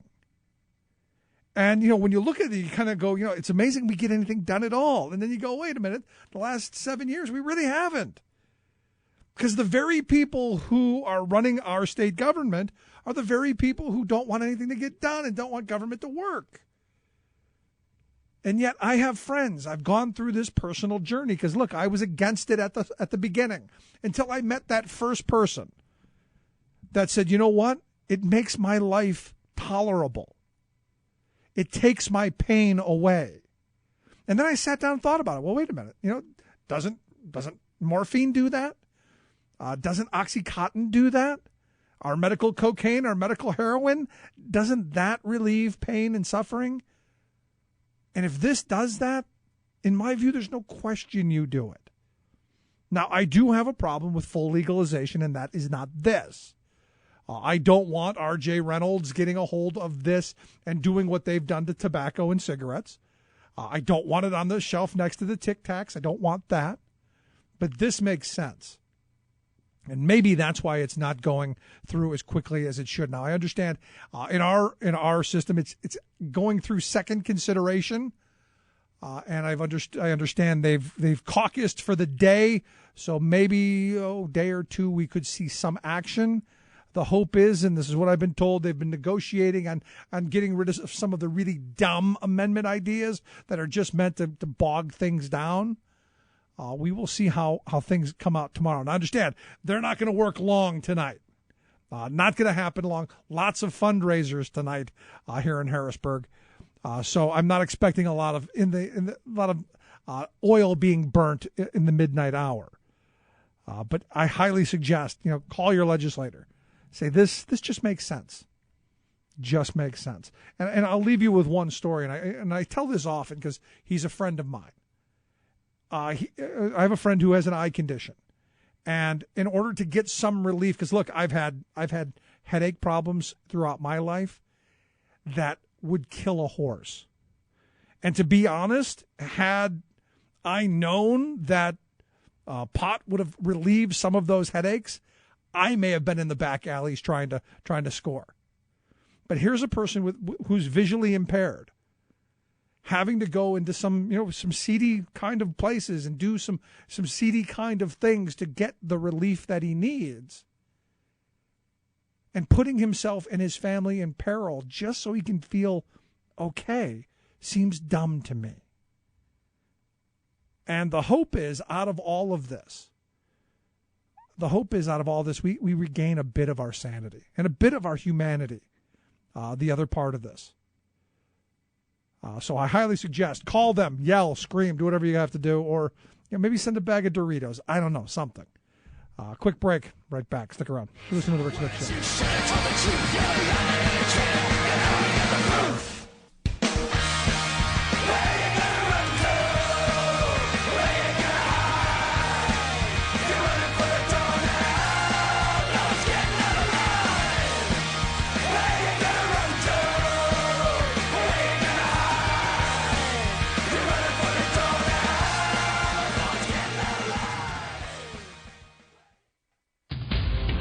This is Solidarity News on Radio Labour. This is a Radio Labour News Update recorded on Monday, March 14th, 2016. I'm Mark Belanger. The international labor movement is condemning the treatment of former Brazilian President Luiz Inácio Lula da Silva. Mr. Lula was arrested at his home recently and charged by prosecutors in Sao Paulo with allegedly taking millions in bribes. He denies all the allegations.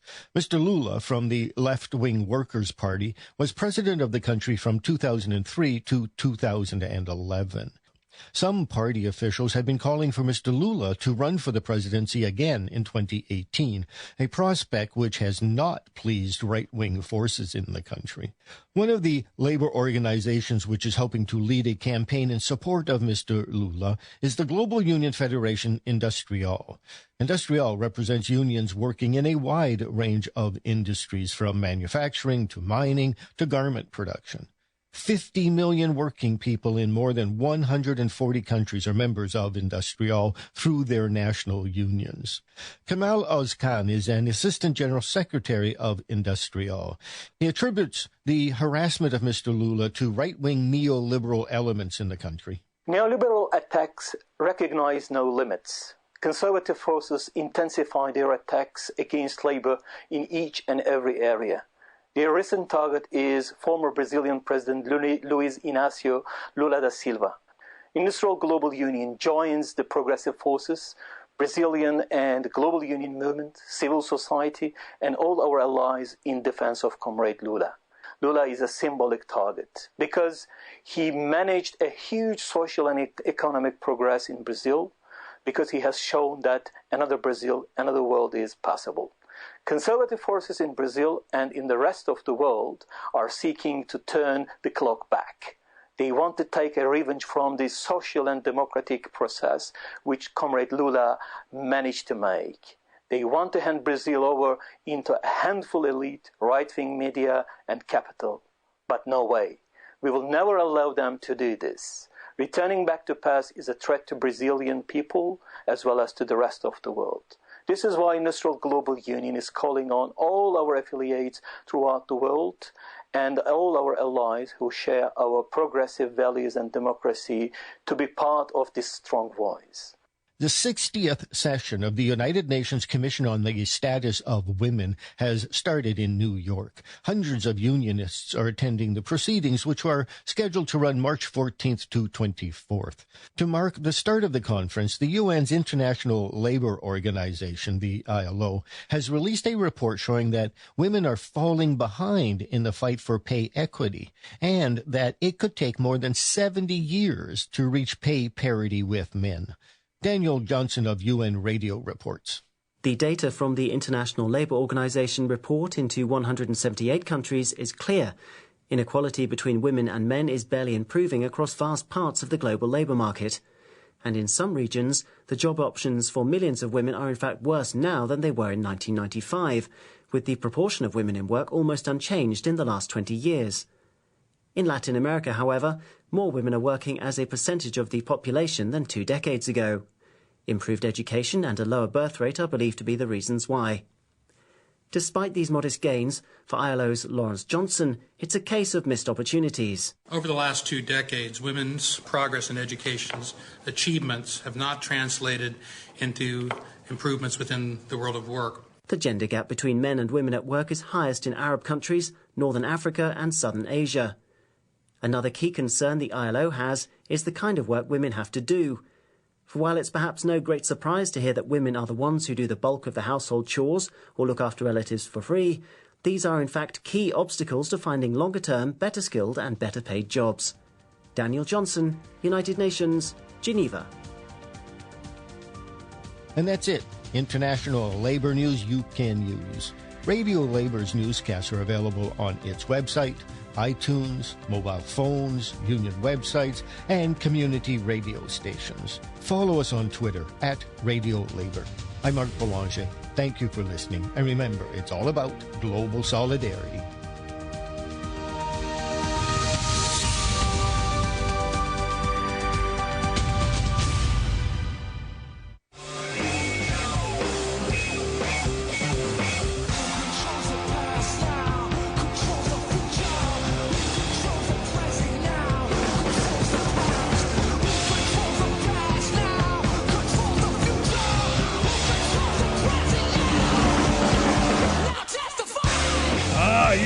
Testify.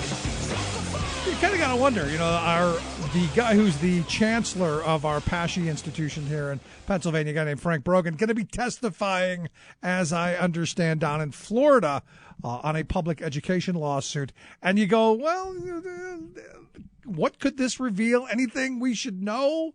That's why we've asked our good friend Kevin Mahoney, editor zero at the Raging Chicken Press, to come talk with us. Kevin, thanks for taking time for us. Hey, you got it, Rick. Happy Monday. Happy Monday. So what's this? Frank Brogan's going down to Florida to testify? What's that about? Yeah, that's right. It's kind of interesting. There's been a case that's been kind of kicking around in the Florida court system now for a while, which basically there's a group called the Citizens for Strong Schools, and they are representing a school, kind of one school district in Florida that was basically taking issue with the way that their funding formula had been revamped back in the kind of early 2000s, late 90s or so. And basically what they've seen is a rapid increase in inequalities, right? Inequalities in the school systems, especially when we're talking about inner city schools and schools that are kind of primarily minority, right? So this has been kicking around for a while. And back in 1998, the Florida legislators, they passed an amendment to their constitution that basically said that, Florida state lawmakers are under obligation to provide for adequate schools. And they actually did some really interesting things in that amendment. They actually set the class sizes for each level from, K through 6 and then middle school and high school, and basically said there needed to be some fair funding across the scale. Now, what happened, obviously, in the 1990s and early 2000s when you had Jeb Bush come in as governor? Jeb Bush was kind of all really big on the kind of high-stakes testing, vouchers, and, the kind of charterization and privatization of the public school systems that we see right here in Pennsylvania.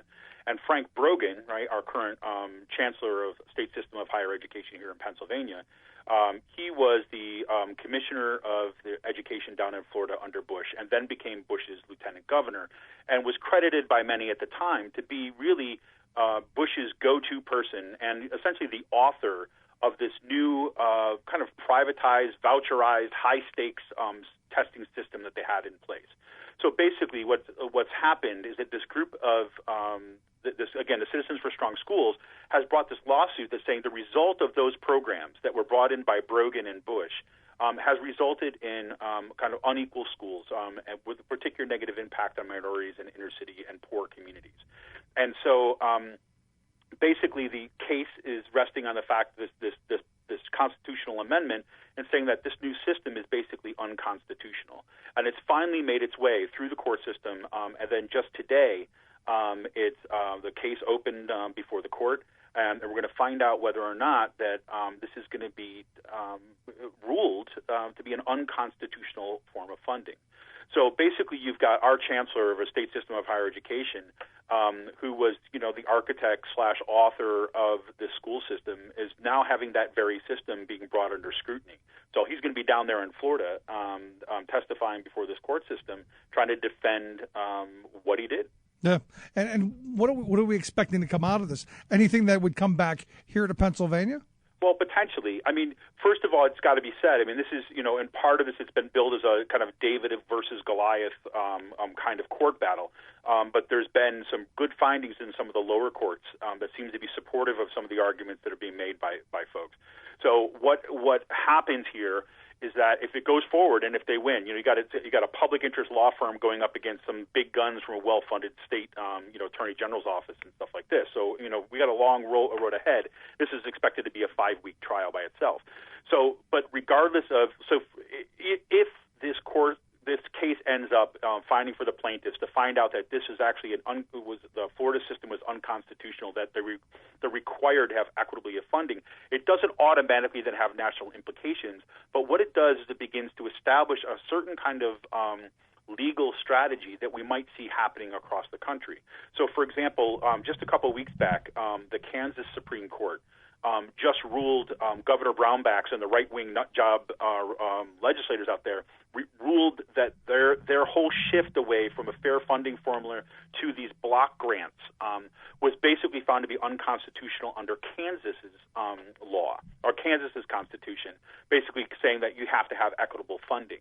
And so now that legislator has to scramble to try to come up with a fair funding formula by June 30th.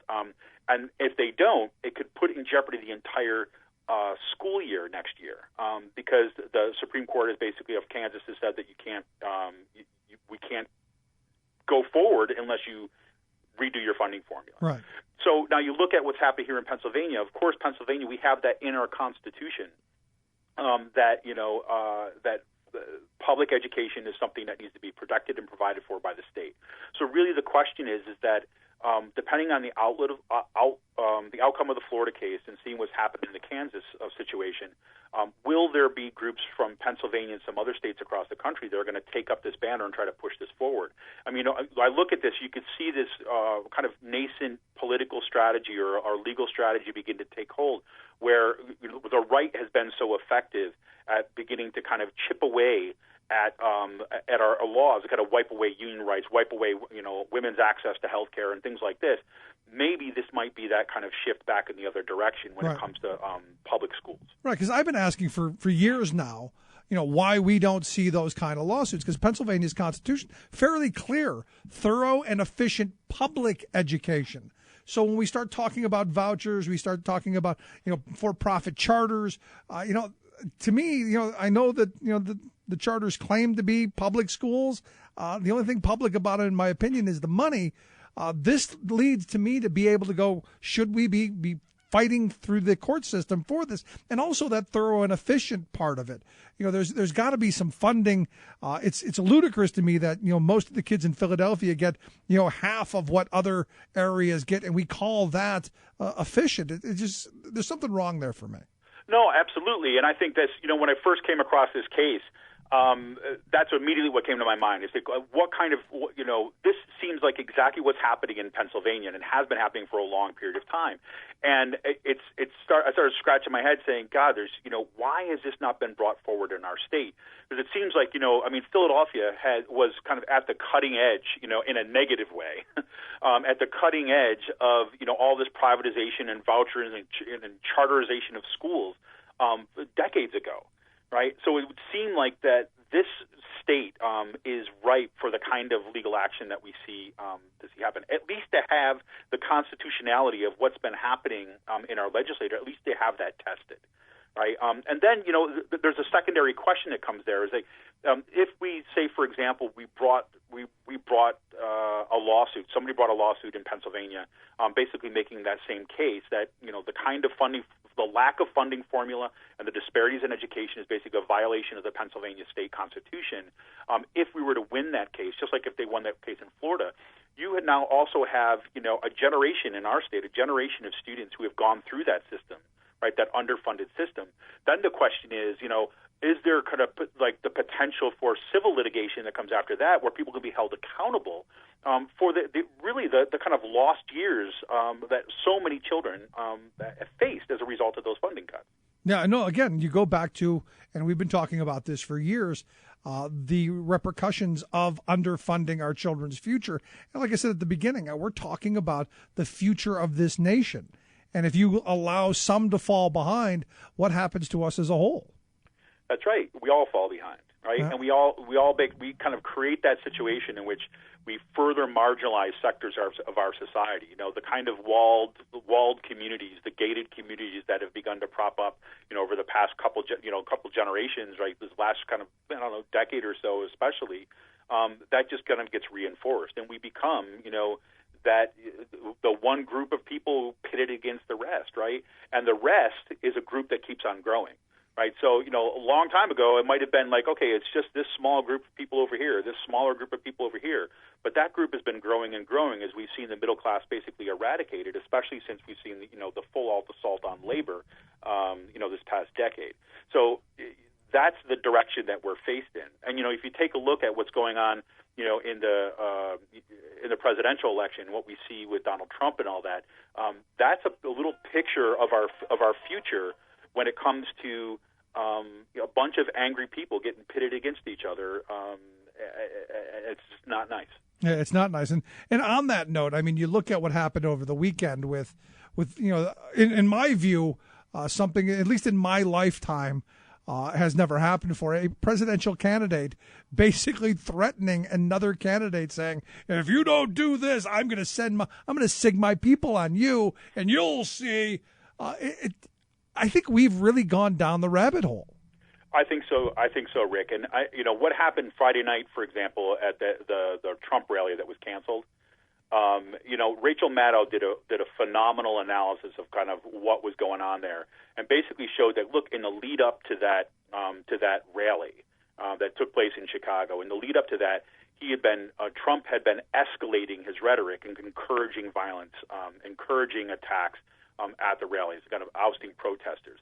A couple days, starting, I think, the day before the last Republican presidential debate on Thursday, Trump was ramping up the rhetoric about the protesters being the ones who are causing our country to fail, the ones that are not good, the ones that need to be held accountable.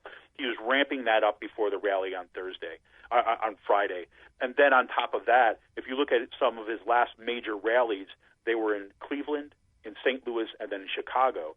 Three cities that had the cases of some of the most high-profile police shootings of African Americans over the past couple of years. Yeah.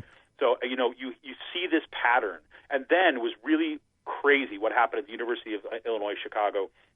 That rally, that most rallies, if you kind of talk to folks that have been on the ground trying to get into a Trump rally, the Trump people police those rallies pretty effectively. They tried the absolute best to prevent people from coming in by saying this is a private event and you can only come in here with our permission.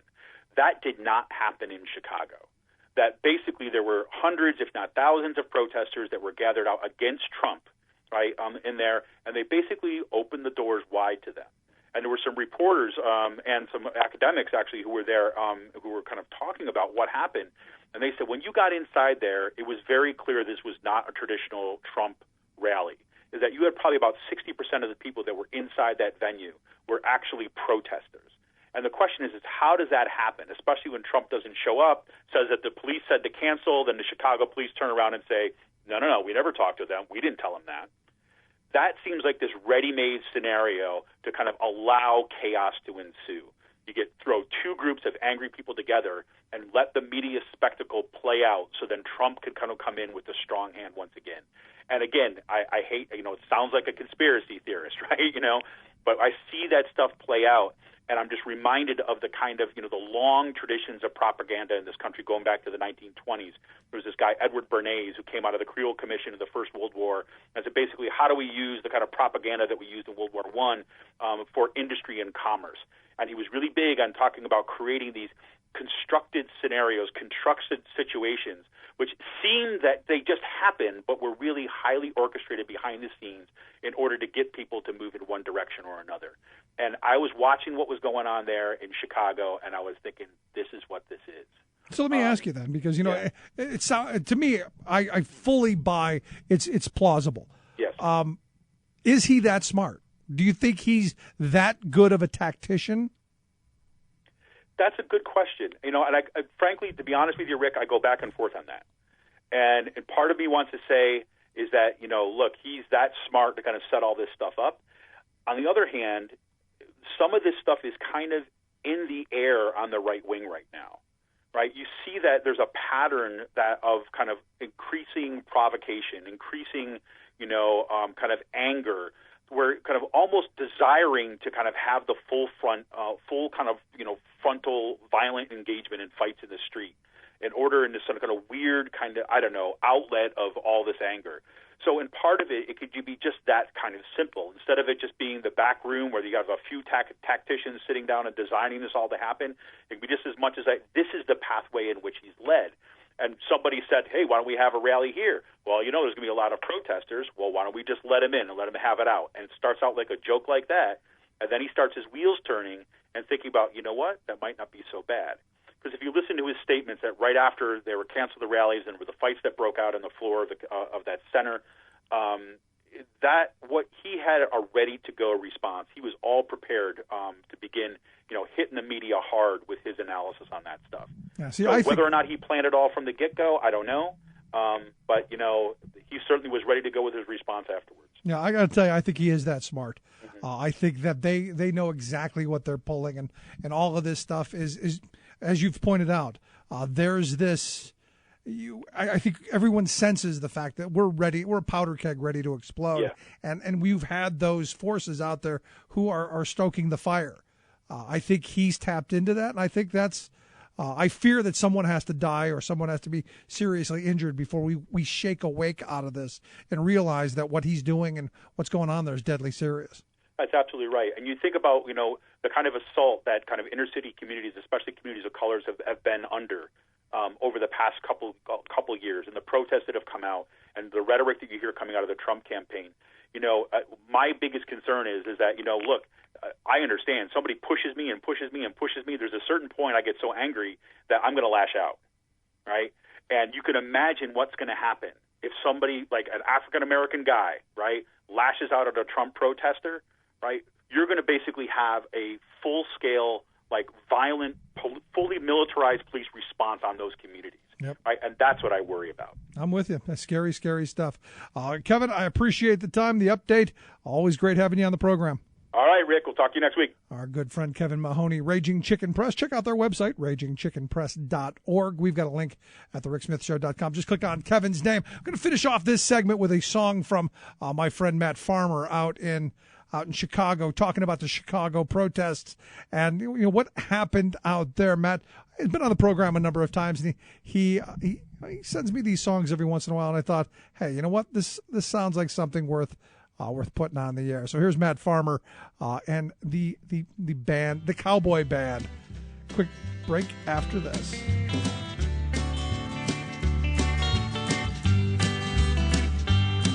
In a Trump t-shirt and a bright red hat, he stopped me outside of the laundromat and said, "Howdy, brother, would you like to join our fight?" He said, "We need to take this country back from those godless gays and the brown and the black. Can you help Mr. Trump as he tries to make things right? He's gonna build our nation a great big wall and get Mexico to pay for it all, 'cause he's a businessman who knows how to get things done. He'll keep out the drugs and Mexican rapists, ISIS thugs and no-count papists, and make America safe for everyone." And then that man in the red hat looked me straight in the eye and said, "Are you with us, brother? Will you help Mr. Trump make America great again?"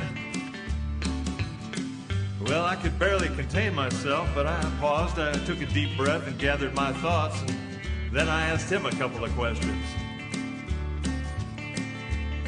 "Before you make America great again, can you take a moment and remind me when that greatness stretched from sea to shining sea? 'Cause I know all about the Jim Crow years, the Stonewall raid and the Trail of Tears and the strange fruit hanging from a poplar tree. Was our country really at its best when internment camps filled the great Northwest, or when Old Man Daley busted heads back in '68? Now this nation's always worked well for some, but it'll never be great for everyone if it's run by a man who encourages fear and hate." Well, that threw him for a loop, but truth be told, I was just getting started. I said, "Your man's a bully and a carnival barker, peddling fear of folks whose skin's a bit darker than that crazy shade of orange that he likes to wear. Selling Trump University class online along with steak, water, and vanity wine, and Lord, don't even get me started on that yellow hair. And I won't even bother trying to hide my scorn about his crazy claim that there's a Kenyan-born man in the office that he's now trying to win. So if two Corinthians ever walk in a bar and ask how our nation has fallen so far, tell them President Trump was the guy who did us in." Oh, play it, Stevie.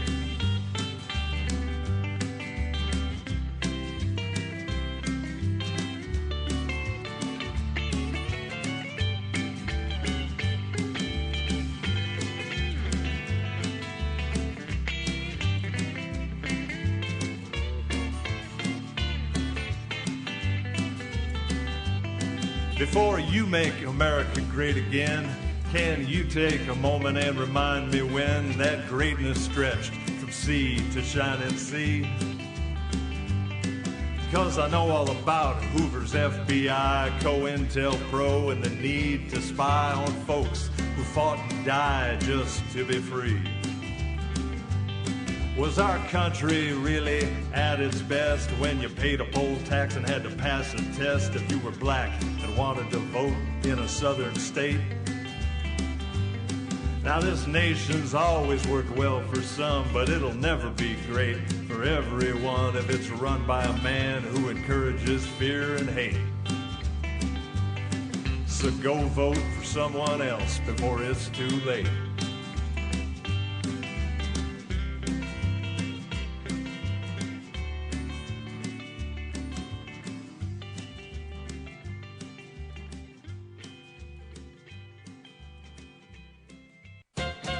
A political contagion is sweeping across our land, spread by America's corporate media. Its name is, quote, media bias, and it's slapping Bernie Sanders wherever he goes. At first, the media mocked his run for the White House as a joke, declaring that no one would support a Democratic Socialist senator campaigning on issues of inequality, corporate greed, and big money corruption of government. But wow, at each of his rallies, tens of thousands of supporters flocked to hear him. Well, harumphed the anti-Bernie media, he can't raise the money to be a serious contender. But wow, millions of ordinary Americans donated an average of under $30 each to create a $100 million People's Campaign Fund to back Sanders.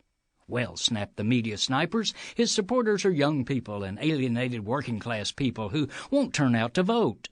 But wow, they are turning out, helping him win victories from New Hampshire to Colorado, Oklahoma to Michigan. Well, the dismissive media huffed, Sanders is losing African-American voters to Hillary Clinton, so he hasn't packaged the whole Democratic constituency it takes to win. But wow, he is winning the votes of young African-Americans, as well as getting overwhelming majorities from all voters under 30, independents, and progressives. That's a pretty good package. And it also shows that Clinton doesn't have the whole package either. Still, the contagion spreads. Even with Sanders' impressive come-from-behind victory in Michigan, the media harumpers keep inventing negatives. One website mocked their bias with this satirical headline, "Can Bernie recover from his devastating win in Michigan?" This is Jim Hightower saying it's hard enough to run against Clinton's Wall Street-financed machine without having the corporate media pile on too. But wow, Bernie just keeps on going. Hightower's commentaries are brought to you by the Hightower Lowdown, the monthly newsletter with Hightower's take on what Wall Street and Washington are up to. For information, visit hightowerlowdown.org. You're listening to The Rick Smith Show. For more information, go to thericksmithshow.com. If you've missed any portion of the program, you can download the podcast at thericksmithshow.com. You're listening to WIN, Workers Independent News, a production of Diversified Media Enterprises. I'm Doug Cunningham. A New Jersey transit strike was averted when a deal was reached late Friday, just ahead of a Sunday strike deadline. The New Jersey Transit Labor Rail Coalition will be explaining details of a tentative labor contract agreement to its members on Tuesday. Union leaders won't comment publicly on details of the deal until rank-and-file members are briefed on it. More than 4,000 New Jersey transit workers had gone 5 years without a new contract. The AFL-CIO is launching digital ads attacking Donald Trump. It's an effort to educate voters. AFL-CIO President Rich Trumka says Trump is nothing but a house of cards, and when people are educated about him, the house of cards comes crashing down. The AFL-CIO Facebook and Twitter ads are just one element of a broader effort against Trump. A door-to-door targeted campaign to undermine Trump is also being launched in Ohio, Pennsylvania, and other key battleground states in the presidential election. Teamsters Local 100 say their one-day unfair labor practice strike last week was a message to Airgas and Air Liquide that American workers won't tolerate violations of labor laws or human rights. Negotiations between the Teamsters and Airgas are set to resume April 5th.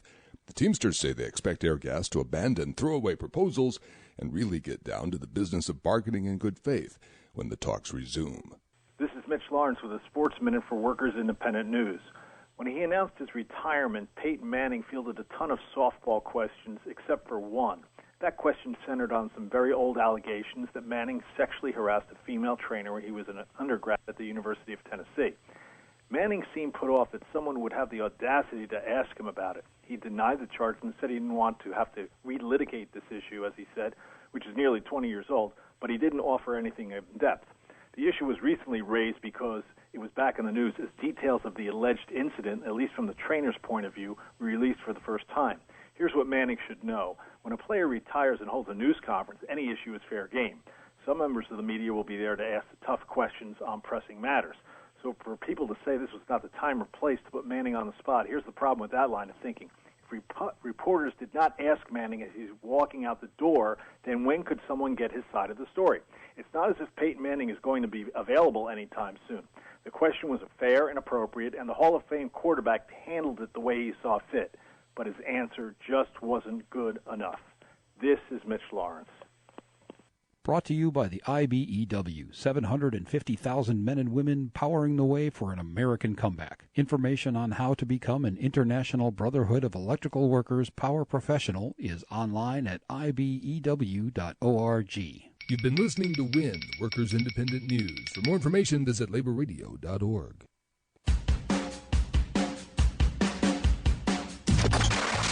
The Rick Smith Show starts now. And welcome to the Rick Smith Show. Thanks for tuning in. Today on the Bat Radio Hour, we're going to be talking a little bit about discrimination at school, discrimination, what's going on in education. You know, if you remember back in August when we did our labor history tour of the South, where we looked at the civil rights movement, labor's involvement in it, and really the struggles that we learned about in talking about the civil rights era, education was right there at the front of it. The fight for equal opportunities, the fight for an opportunity for their kids to do better than they did. And I think really that's central to what we all believe as Americans. And I think parents in general want their kids to do better. But what if, and you know, think about this, if you're fortunate enough to not be in one of these situations, what if you had a scenario where your local schools were crumbling, your local schools were in constant disarray, the local schools didn't have adequate textbooks, didn't have adequate computers, didn't have adequate desks.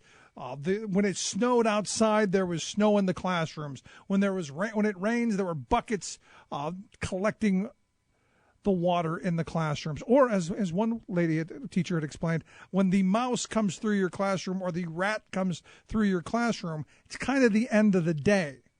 How would you react? How would you respond to your children coming home saying, this is what I encountered today. This is what my day looked like. How would you respond to that? Well, today we're going to talk a little bit about what goes on in the classroom. We're going to talk a little bit with teachers and educators who have had to endure these kind of situations and, you know, what we need to be doing to help them to make sure that our kids get the best learning opportunity possible. You know, I go back and I think of myself growing up in a housing project on the west side of Cleveland. And I remember Purtis Elementary School before they tore it down thanks to busing. It was one of those schools that it was struggling.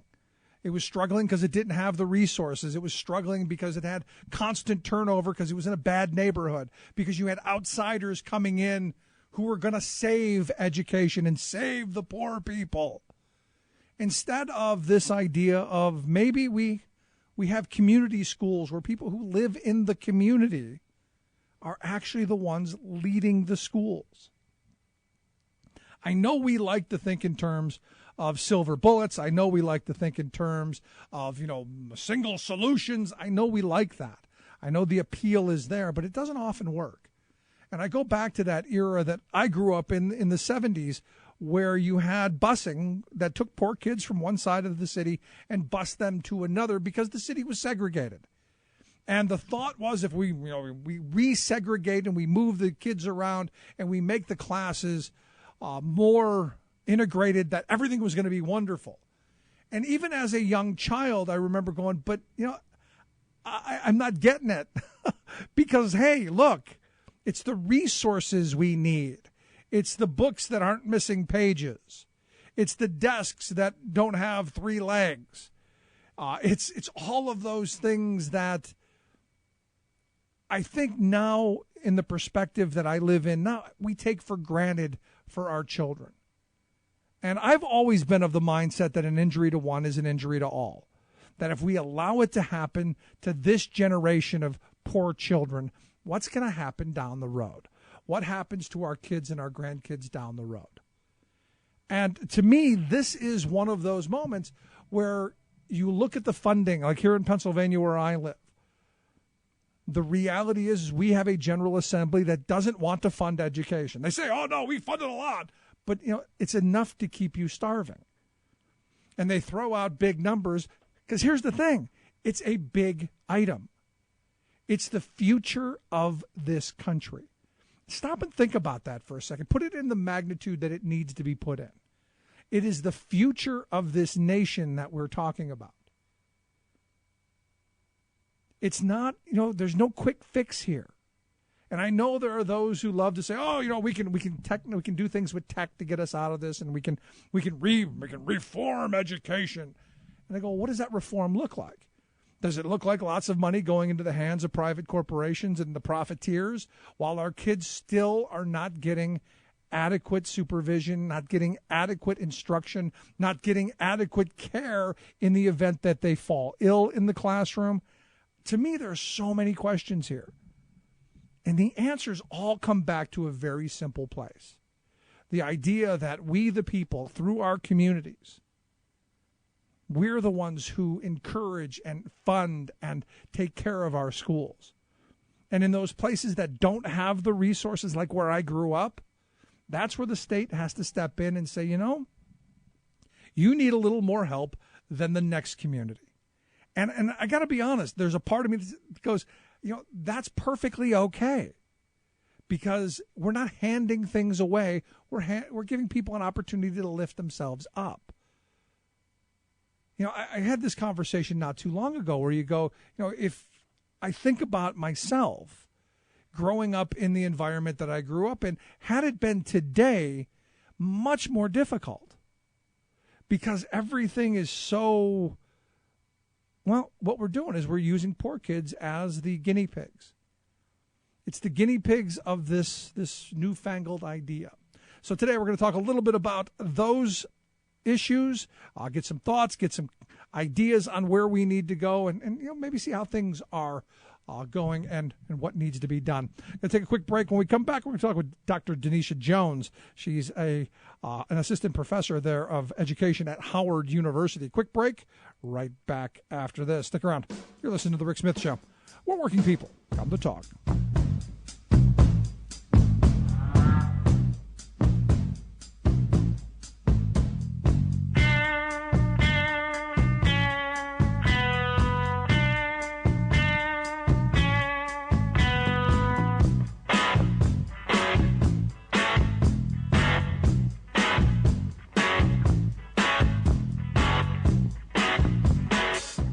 I'm Rick Smith, and this is Labor History in 2.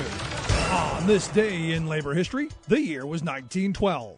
That was the day that participants in the famed Bread and Roses strike gathered in Lawrence, Massachusetts to celebrate their victory. The strike had begun in January and was a hard-fought battle. More than 20,000 textile workers, most of them women, speaking more than 20 languages, participated in the action. It was a powerful stand of workers' solidarity across ethnic lines. On March 12th, the American Woolen Company agreed to most of the strikers' demands. In the days that followed, other companies also agreed to terms. The workers gained between 5 and 25% raises depending on their jobs. They also gained overtime pay. The ripples of this impact flowed throughout New England. It's estimated that 150,000 textile workers saw raises in the aftermath of the historic work action. At the gathering to commemorate the strike, leader of the industrial workers of the world, Big Bill Haywood, addressed the crowd saying, "You are the heart and soul of the working class. You, the strikers of Lawrence, have won the most signal victory of any organized body of working men in the world. You have demonstrated that there is a common interest in the working class that can bring all its members together. Despite the significance of this strike, the story is not taught in many of our schools. In 2011, the Zinn Education Project found that only 2 of the 10 major U.S. history textbooks discussed the strike. Today, let's take a minute to remember those brave women who declared, yes, it's bread we fight for, but we fight for roses too. For more information, go to laborhistoryin2.com, like us on Facebook, follow us on Twitter at laborhistoryin2. Sanity for a change. The Rick Smith Show.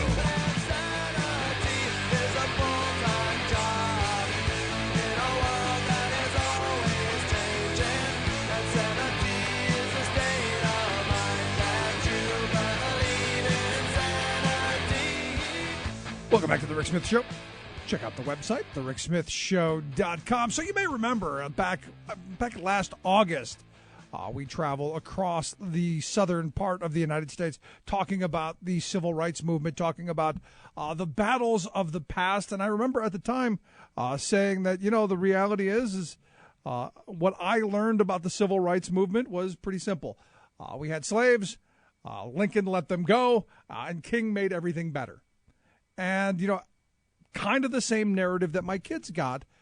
So in talking about that, bringing it to today, is the civil rights era over, or are there new battles to be fought? Which is why we've asked Dr. Denisha Jones to come talk with us. She's an assistant professor of education at Howard University. Denisha, thanks for taking time for us. Sure. Thanks for having me, Rick. So, I go back to the time I spent, with the kids traveling throughout the South and, talking about the civil rights era, talking about the battles of those years, and, really came to this position of, we're still fighting the same battles, just in a different way. Yeah, we are definitely fighting in a different way, but I think the message is getting shifted in a way that I call it co-optation of the civil rights movement in some ways. You have groups that I wouldn't necessarily consider civil rights groups using civil rights language to kind of push their agenda. So I think that's one of the many ways it's changed. And you're right, that message that everything got better in a way, that King made everything better. I had a friend whose daughter once said, I'm so glad racism's over, Mom. And she's like, what are you talking about? She's like, that's what they taught me in school. It's over. Dr. King made racism go away. And she said, that's one of our problems, that we talk about this stuff like it's past tense. Like, it's, and so that's part of the new civil rights movement is how do we keep accounting for the fact that, things got better, but they haven't changed that much, right? We still have these issues today, but they look different than they looked, 30, 40, 50 years ago. And that some other folks are also kind of hijacking the movement to fit their narrative. And so there's a lot going on there. And at the end of the day, it still comes down to the basics of jobs, of education, of opportunity. And, regardless of what you think of the past, today you look at the numbers and minorities are overwhelmingly the poor, the unemployed, and the ones who have the most run-down, dilapidated, resource-laden schools out there. Yeah, absolutely. And and we saw, as King was, fighting past just segregation, and that was a big part of it, right? We had to break down those barriers; those were huge. But he was also moving to understand that economic justice was a big part of this, right? It didn't matter if you can go to school with white kids if you were going to be poor for the rest of your life and not have a job and not be able to get, those things really did matter. And it's still an issue today. And I think for a lot of people, that's why they consider all of it a failure. They figure we worked so hard in this era, and minorities and people of color are still not achieving well. But have we really done anything to tackle that problem? We fought segregation, which was an issue, but that doesn't solve problems of lack of jobs, lack of investments in communities, lack of sustainable living. Like, that's all part of economic justice, and that's not something we really tackled in the original civil rights movement, but it's definitely something we're going to have to tackle now as we move forward. Well, I argue that King wanted to. I think you think of the Poor People's March, you think of, all of those talks of economic justice, of his support for the labor movement, and saying, look, without economic power, without the ability to, to take a day off from work to go to the protest, what's the point of being able to?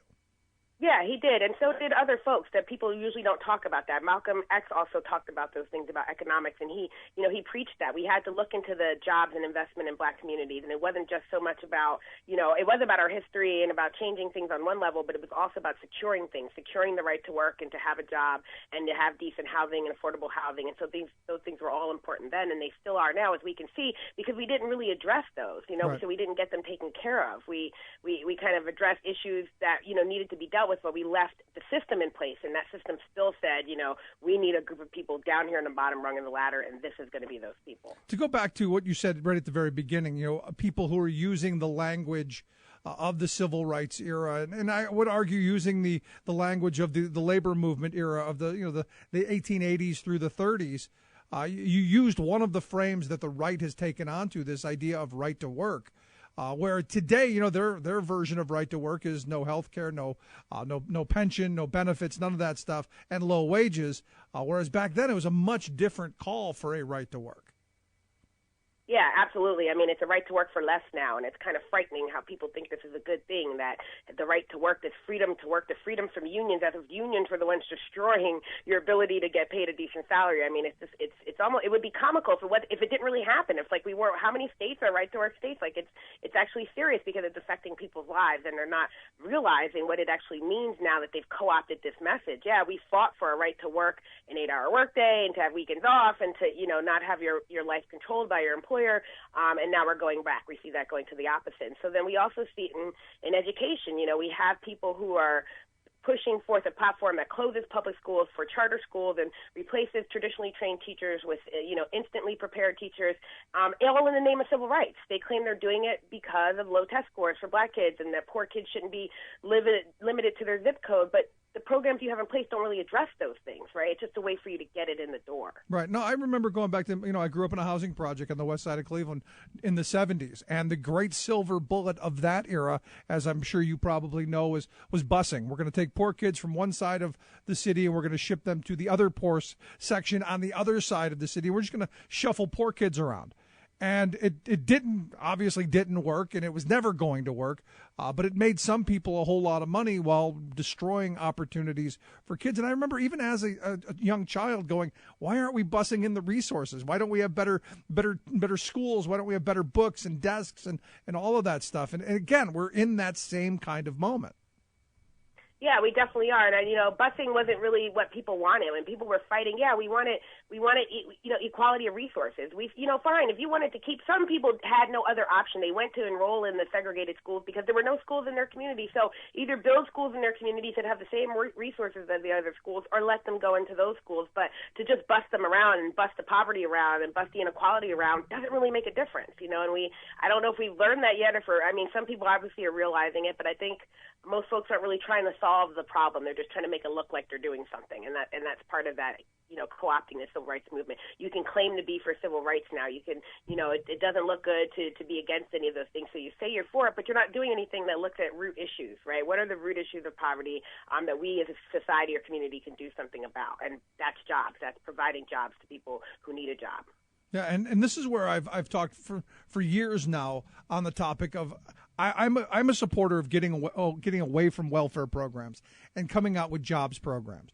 And if there aren't private sector jobs out there, I think this is where government has to step in and be the employer of last resort, to where at some point you're doing something and you gain that dignity of work and that dignity and self-respect of not being given something. And also on the other side of it, not having someone look down at you for what you do. Yeah, I grew up in our welfare system, and I remember realizing one day that it was the most cruelest system I've ever, experienced. Yep. Because it really wasn't about helping a single mother with 5 kids sustain herself, right? Because that's not what the system they put in place. It was about making her feel bad that she needed help in the first place, making her feel bad that she had so many children that she couldn't take care of, and giving her just enough to never be able to get out of this cycle of poverty. And when she did start to find a little bit of work so that she could get out, it was either, sink or swim. There was nothing to help you float around in poverty. I mean, being poor is hard, and you might have a job that doesn't pay a lot of money, but it's still your job. But if you could just get enough help so that you could work that job with dignity, but still make sure that you can afford to live, because most people, a regular paying job is not going to pay both rent and health care. It's not going to pay both rent and food. You're still going to need some type of support in this society because wages are so unequal, right? That even if you work a 40-hour week, you can still live in relative poverty, but our welfare system is not designed for that. It's designed to punish you, and you have to have no job to get any help at all, or you're working, and that's it. And so it's a cruel system. It really wasn't designed to help people, and I believe that, a program that did do that would do those things like, give them something to look forward to, like you say, something that you can feel good about yourself, because getting a check twice a month doesn't make anybody feel good about themselves. Absolutely. Especially when it's not enough to take care of you. Exactly. And, I tell my kids, and, I'm very fortunate that I've gotten out of that world, and my kids are never going to see the poverty that I saw. Because I said, look, at the end of the month, there was a week at the end of the month where there was nothing in the cupboards. And that is not an existence. That's not even survival, really. And at some point, once you get into this generation after generation, it becomes something that is almost insurmountable.